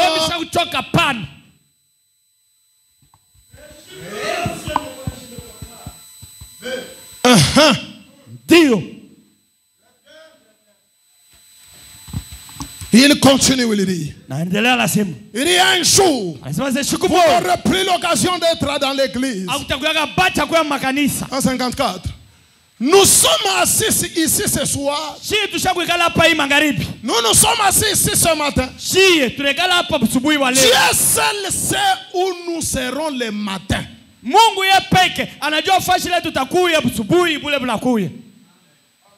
Il y a quelqu'un qui connaît là où nous serons demain matin.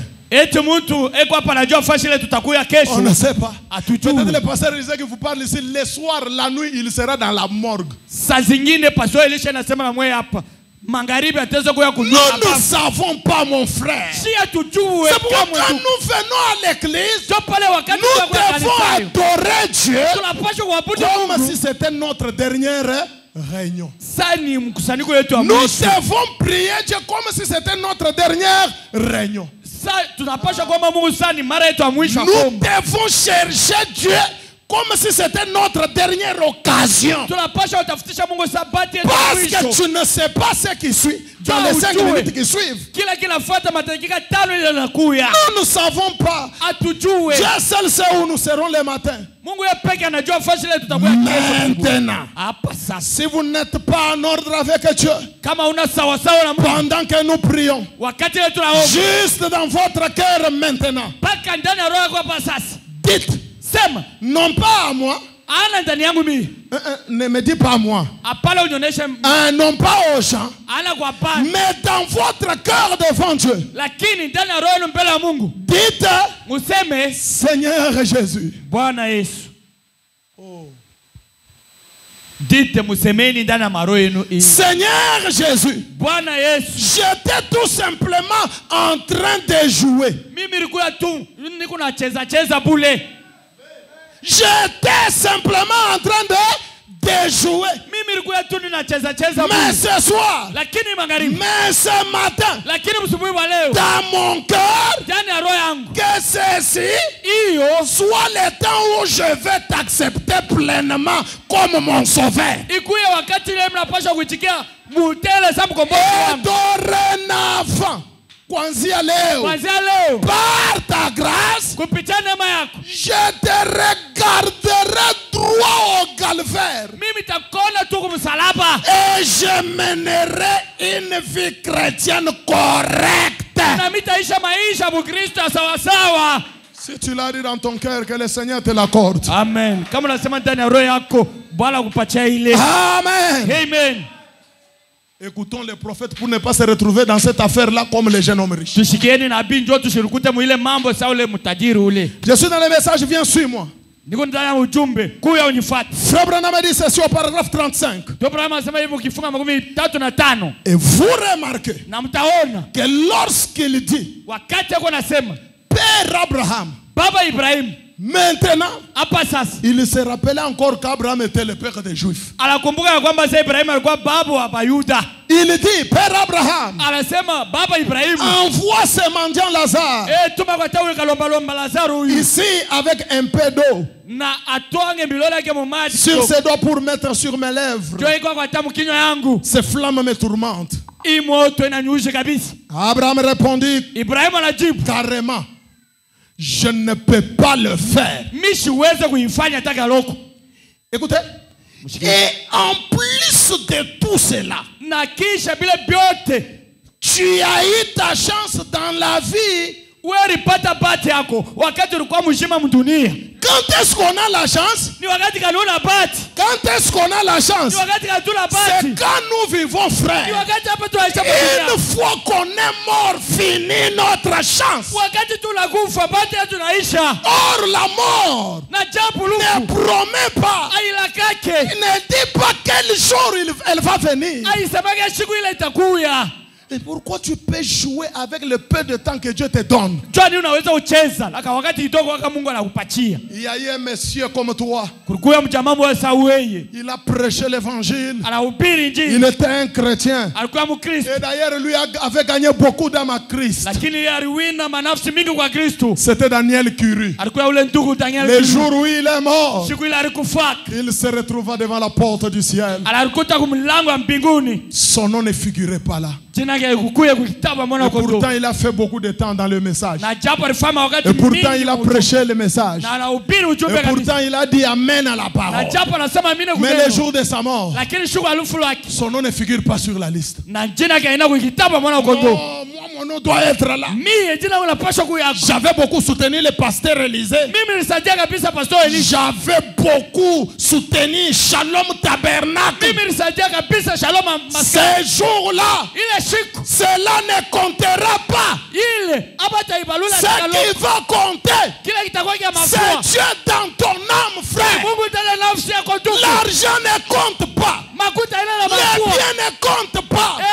Ton soutien ne comptera pas. Ce qui va compter ces jours-là, c'est le Saint-Esprit qui sera dans ton âme. Non, tu n'entres pas. Non, vérifiez bien. Je suis un grand prédicateur. J'ai beaucoup prêché. J'ai gagné beaucoup d'âmes à Christ. Mais non, ton nom n'est pas là. Si tu veux comme ça, entre par là. Va plaider ta cause au trône. Ah, oui. Avec torse bombé, avec toute audace, hein? Je vais aller plaider ma cause. Branham dit, pendant qu'il s'avançait, il se retrouve dans une très grande lumière. Et une voix a parlé. Qui était que s'approche devant mon trône? C'est moi, Daniel Curie. Avec toute audace. Que veux-tu? Je t'ai beaucoup servi sur la terre. J'ai gagné beaucoup d'âmes à Christ. Et je suis venu pour prendre ma récompense. Je lui dis, ah bon? Étais-tu juste sur la terre? Ces jours-là, Daniel Curie a repassé la bande de toute sa vie. Et il s'est rendu compte qu'il n'a jamais été juste sur la terre. Il baisse la tête. Seigneur, je n'ai jamais été juste sur la terre. Est-ce que tu n'as jamais menti? Branham dit. Daniel s'est rendu compte de tous les mensonges. Seigneur, j'étais un menteur. Daniel Curie, est-ce que tu étais honnête sur la terre? Branham dit, il s'est rappelé de toutes les transactions malhonnêtes qu'il avait eues. Je n'ai jamais été honnête sur la terre. Et l'Éternel cria, condamné. Il devait aller en enfer. Amen. Branham dit, juste à ces instants-là, Daniel Curie regarde. Il voit quelqu'un avec un visage très doux.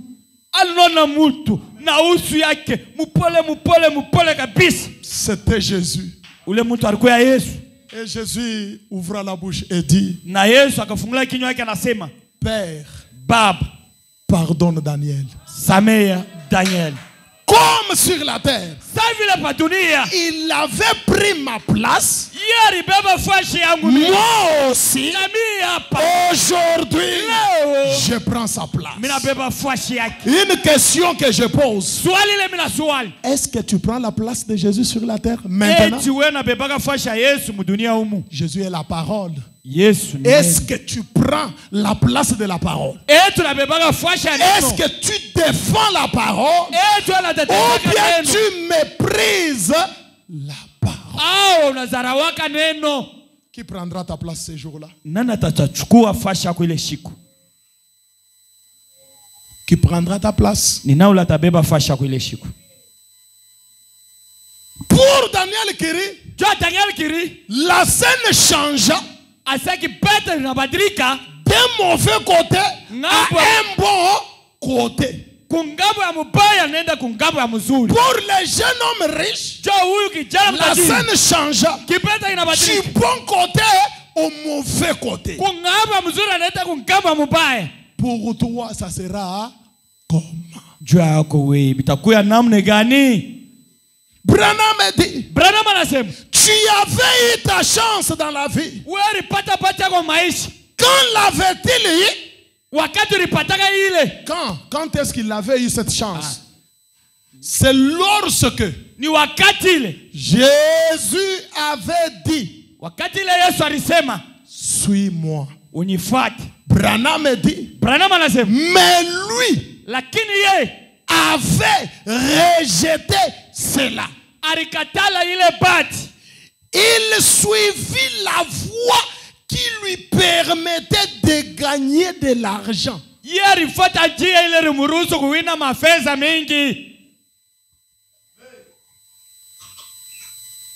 Aina yeta yetu papa. Hii Branham anasema. C'est comme ça. Shishi tuko nakatala neno hapo nje tuende tukatafute makuta. Ndio. Sasa Branham dit ici non? Les jeunes hommes refusaient l'appel de Jésus. Il suivait la voie qui lui permettait de voir beaucoup d'argent. Branham dit, et c'est très bien. Il n'y a rien de mal dans le fait de gagner de l'argent. Dites amen. Amen. Il n'y a rien de mal dans le fait de gagner de l'argent. Mais suivez Jésus pendant que vous faites cela. On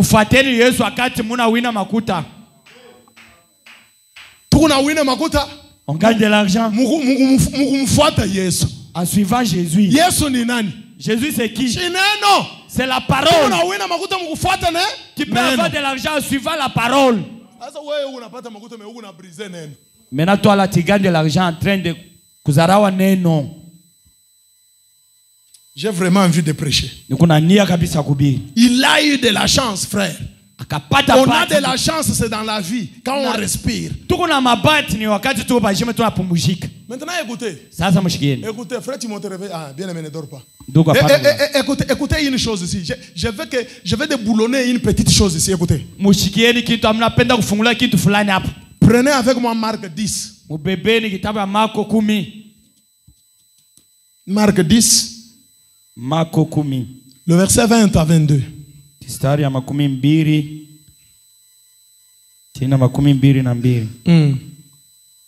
Est-ce que vous êtes arrivé?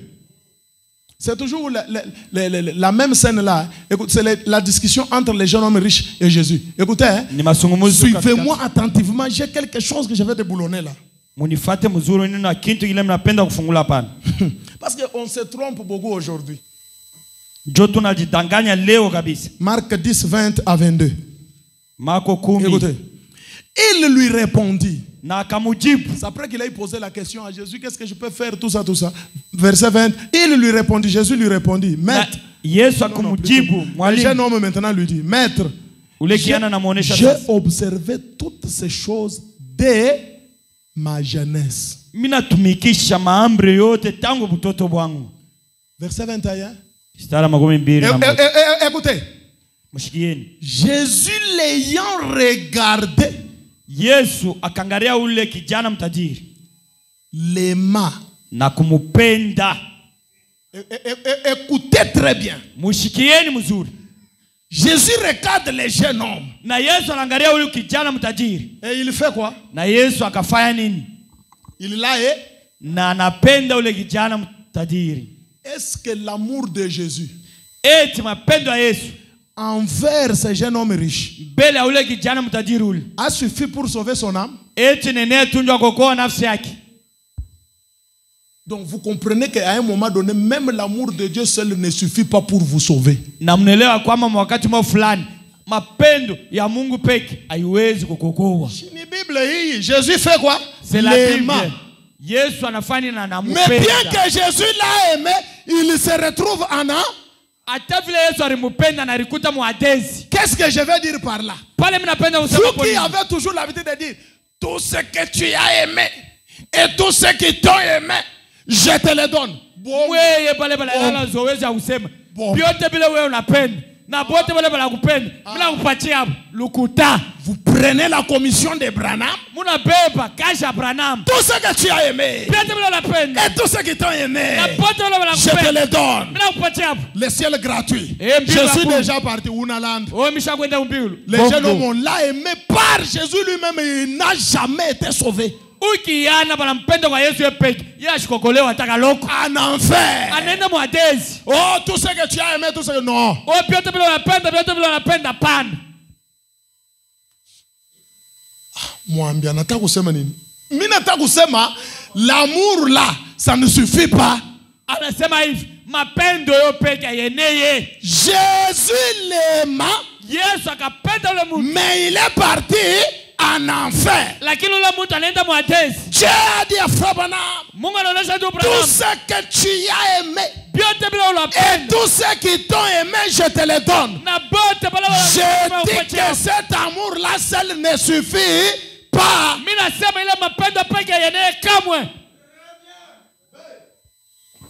L'amour-là va suffire quand toi, tu vas croire.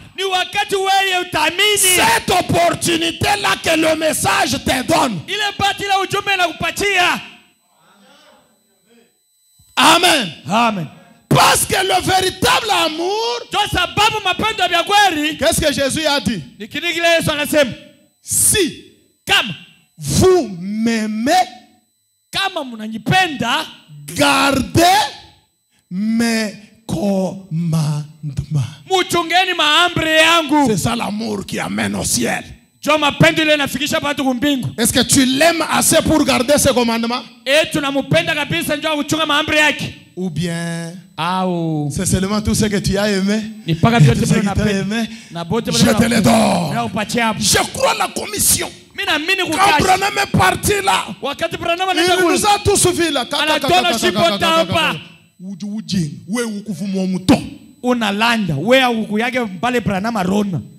C'est là que Branham avait vu, il honore là-bas. Il garde les commandements. Jésus l'aima, mais malgré l'amour de Jésus, le jeune homme est allé à Anna.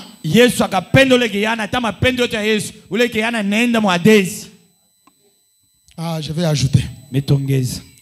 Pendant qu'on se tient debout. Branham dit ceci. Paragraphe 24, viens sur moi. Voyez-vous, malgré tout ce que vous avez acquis dans ce monde, pourtant, vous, l'âme au-dedans de vous, vous dit qu'il y a quelque chose dont vous avez besoin, que vous n'avez pas reçu. Écoutez-moi très bien. Juste par la richesse. Ou cela ne doit pas toujours être la richesse. Cela pourrait être la popularité. Une jolie jeune fille, elle a sa beauté. à laquelle elle peut penser. Peut-être qu'elle est trop populaire à l'école. Peut-être que les garçons peuvent avoir n'importe quelle jeune fille qu'ils désirent. Jeune sœur, tu peux être dans cette église, tous les frères ici veulent te marier, seulement toi. En tout cas, sœur Bernadette là, elle est jolie. Elle est jolie. Peut-être tu peux avoir cette beauté là. Jeune frère, peut-être quand les sœurs regardent dans leur prière là, Seigneur, donne-moi un mari comme frère Clément. Malgré tout cela, frère Branham dit, ce n'est pas cela la sécurité. Cela fanera tout comme la fleur dans les champs. Tafubala. Itafubala. Ça disparaîtra. Ça ne fera pas longtemps. Juste quelques tours du soleil. Et c'est fini. Pourtant, vous avez une âme qui doit vivre éternellement.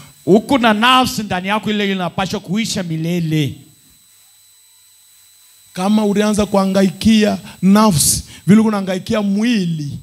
Si tu souffrais pour l'âme comme tu souffres aujourd'hui pour ton corps, tu devrais être loin avec Dieu. Mais regarde là où tu es, mon frère. Est-ce que tu peux quand même réfléchir ce soir? Pendant qu'on nous donne une douce mélodie, j'aimerais vous lire ce que Frère Branham dit ici, avant que nous puissions prier. J'aimerais que chacun de nous suive ça attentivement. Branham dit, écoutez-moi. Si vous croyez que je suis un serviteur de Dieu, écoutez ma voix ce soir. Non parce que c'est moi, mais parce que je vous l'ai dit à partir de la parole de Dieu, mes amis. Vous vous basez sur quelque chose qui n'a pas de fondement. Mais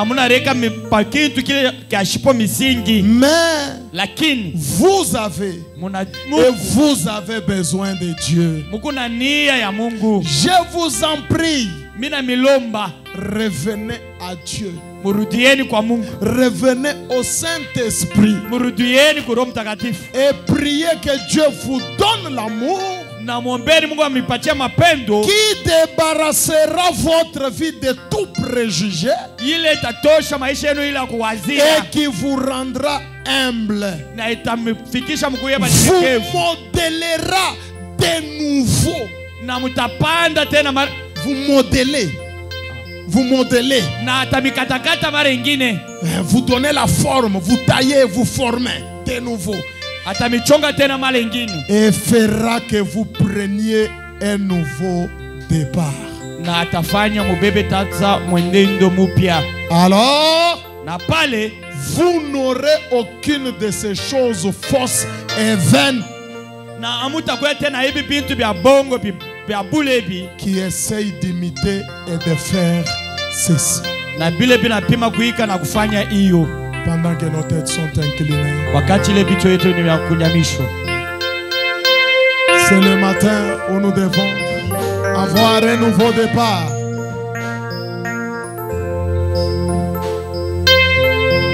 Avant que nous puissions prier, j'aimerais juste, pendant que nos têtes sont inclinées, j'aimerais juste demander dans cette salle. Tu viens d'écouter la parole. Et tu as senti dans ton cœur que cette parole te concerne. Et tu n'as jamais été baptisé dans les eaux au nom du Seigneur Jésus-Christ. Et tu veux prendre le baptême. Tu veux croire la parole. Tu peux lever ton doigt là où tu es.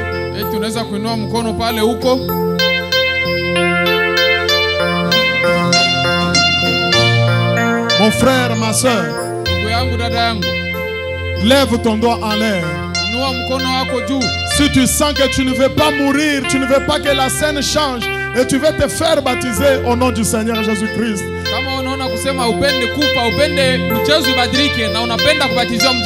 Et que cette parole t'a vraiment touché dans ton âme. Et tu sens que tu es concerné. Lève ton doigt en l'air.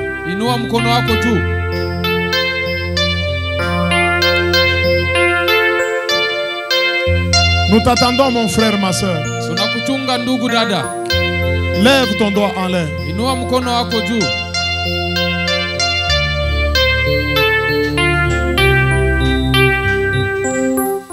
Lève ton doigt très bien en l'air qu'on te voit.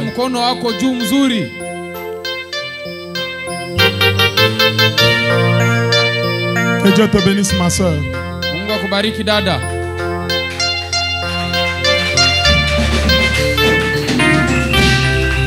Tu peux avancer ici. Viens ici, ma soeur. On va prier pour toi.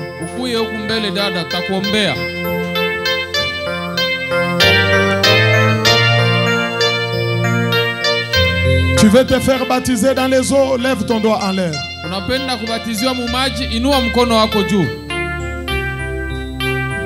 N'aie pas honte de personne. Les jeunes hommes riches n'étaient pas seuls, n'étaient pas avec quelqu'un, mais ils se retrouvaient dans les tourments seuls. Ma soeur, tu es jolie, la beauté va terminer. Jeune homme, tu es fort, ça va terminer. Bien-aimé, tu cherches l'argent, tu en as, l'argent va s'arrêter. La mort est certaine au-devant de toi.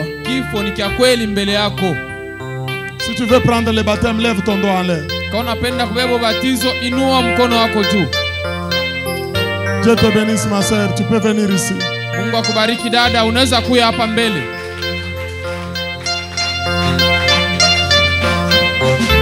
Pendant que nos têtes sont inclinées, nos yeux fermés, frère, ne regardez, tu regardes quoi?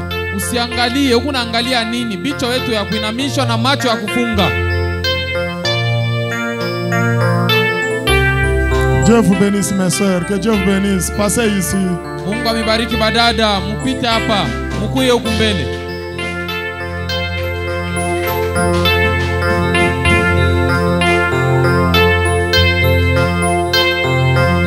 C'est le matin d'un nouveau départ. Hein? Lève ta main en l'air si tu as besoin de te faire baptiser.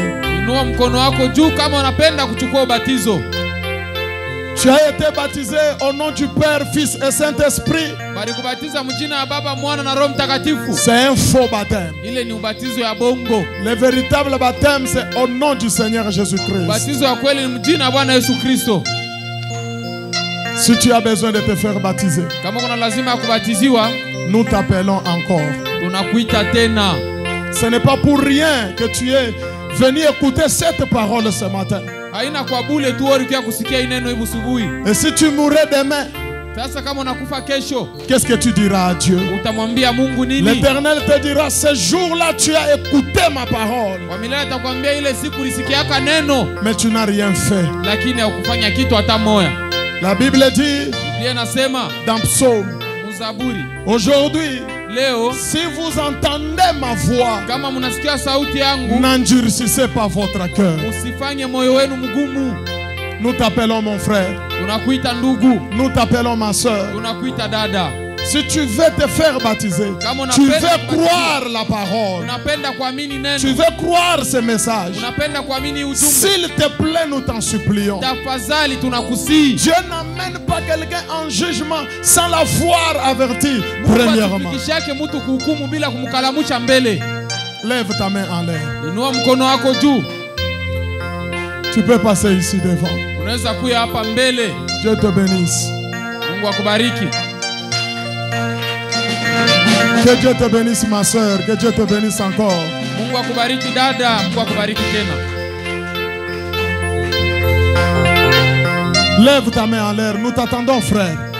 Inua mkono wako juu ndugu, tunakusubiri. Bien-aimé frère, nous t'attendons. Ndugu mpendwa, tunakusubiri. Tu veux prendre le baptême? Lève ta main en l'air. Inua mkono wako juu. Dieu te bénisse ma soeur. Mungu akubariki dada. Mon frère, nous t'attendons. Ndugu, tunakusubiri. Bien-aimé frère, nous t'attendons. Mpendwa ndugu, tunakusubiri. Nous vous attendons encore. Tunakusubiri tena mara nyingine. Tu veux te faire baptiser? Nous t'attendons. Unapenda kubatiziwa? Tunakusubiri. Dieu te bénisse mon jeune frère, que Dieu te bénisse. Mungu akubariki kijana. Mungu akubariki. Nous vous attendons encore. Tunakuchunga tena. Nous avons 8 âmes ici devant. Ushakuwa na manafsi 8 hapa. Nous t'attendons aussi. Tunakuchunga na weye. Ne peux-tu pas, s'il te plaît, usichelewe, tunakusi. ne peux-tu pas prendre un nouveau départ? Eti hawezi kubeba tena mwendo ingine? S'il te plaît, tafadhali. Dieu t'appelle. Mungu anakuita. Il insiste, il t'appelle. Anakaza tena, il ne veut pas que tu meurs dans tes péchés. Ashipende ukufe umazambi. Lève ton doigt en l'air là où tu es. Inua mkono wako juu pale huko. S'il te plaît, lève ton doigt en l'air là où tu es. Nous t'attendons. Nous te voulons. Il faut que tu croies la parole. Tafadhali inua mkono wako. Il faut que tu croies le Seigneur Jésus-Christ. Nakubiri uamini Bwana Yesu Kristo. S'il te plaît. Tafadhali. La vie est fragile. Maisha ni ya bupesi. La Bible dit, la vie de l'homme est courte et sans cesse agitée. Maisha ya mwanadamu ni mfupi tena ya mahangaiko kila siku. La vie est courte. Tu ne sais pas combien de temps il te reste de vivre sur la terre. Maisha ni mfupi, haujui na kubakilia masiku ngapi ya kuishi pa dunia. Lève ton doigt en l'air mon frère, lève ton doigt en l'air ma soeur. Inua mkono wako juu ndugu, inua mkono wako juu dada. Bien-aimé, nous t'attendons s'il te plaît. Mpendwa, tunakusubiri tafadhali. Ne résiste pas à l'appel du maître. Usikatale kuile wito wa Bwana. Jésus a appelé ce jeune homme riche a refusé. Yesu alitaka ule kijana tajiri na ule kijana akakatala. Et quand il a refusé, na wakati alikatala, regarde combien il s'est retrouvé en enfer. Mwangalie mara ngapi alijikuta kule kugena. On t'appelle ce matin, s'il te plaît. Unaitwa hivi subuhi tafadhali. Tu peux lever ton doigt en l'air. Eti unaweza kuinua mkono wako juu. Tu peux venir mon frère, tu peux venir ma soeur. Eti unaweza kuya ndugu yangu, dada yangu. Nous lançons le dernier appel. Tunaita tena mara ya mwisho. Si tu es là, viens. Kama uko pale kuya. Si tu es là, viens. Kama uko pale kuya. Si tu es là, viens. Kama uko pale kuya. Jeune sœur, la beauté c'est rien. Dada, burembo ni wabule. Mon frère, la force c'est rien. Ndugu yangu, nguvu ni abule. L'argent c'est rien. Makuta ni abule. Les mensonges, tout ce que tu es en train de faire là c'est rien. L'impudicité, la boisson, c'est rien. Ce matin je te présente un Dieu qui peut te délivrer de tout cela. Vyote vile unafanya ni vya bure. Hebu subuhi mimi nakuonesha Mungu atakuokoa kukombola mbile vyote. Pendant qu'on nous donne, ne m'oublie pas, ô doux sauveur. Wakati wanatutumia ile wimbo. Ne m'oublie pas, ô doux. Vous qui êtes assis, mettez-vous debout. Jésus est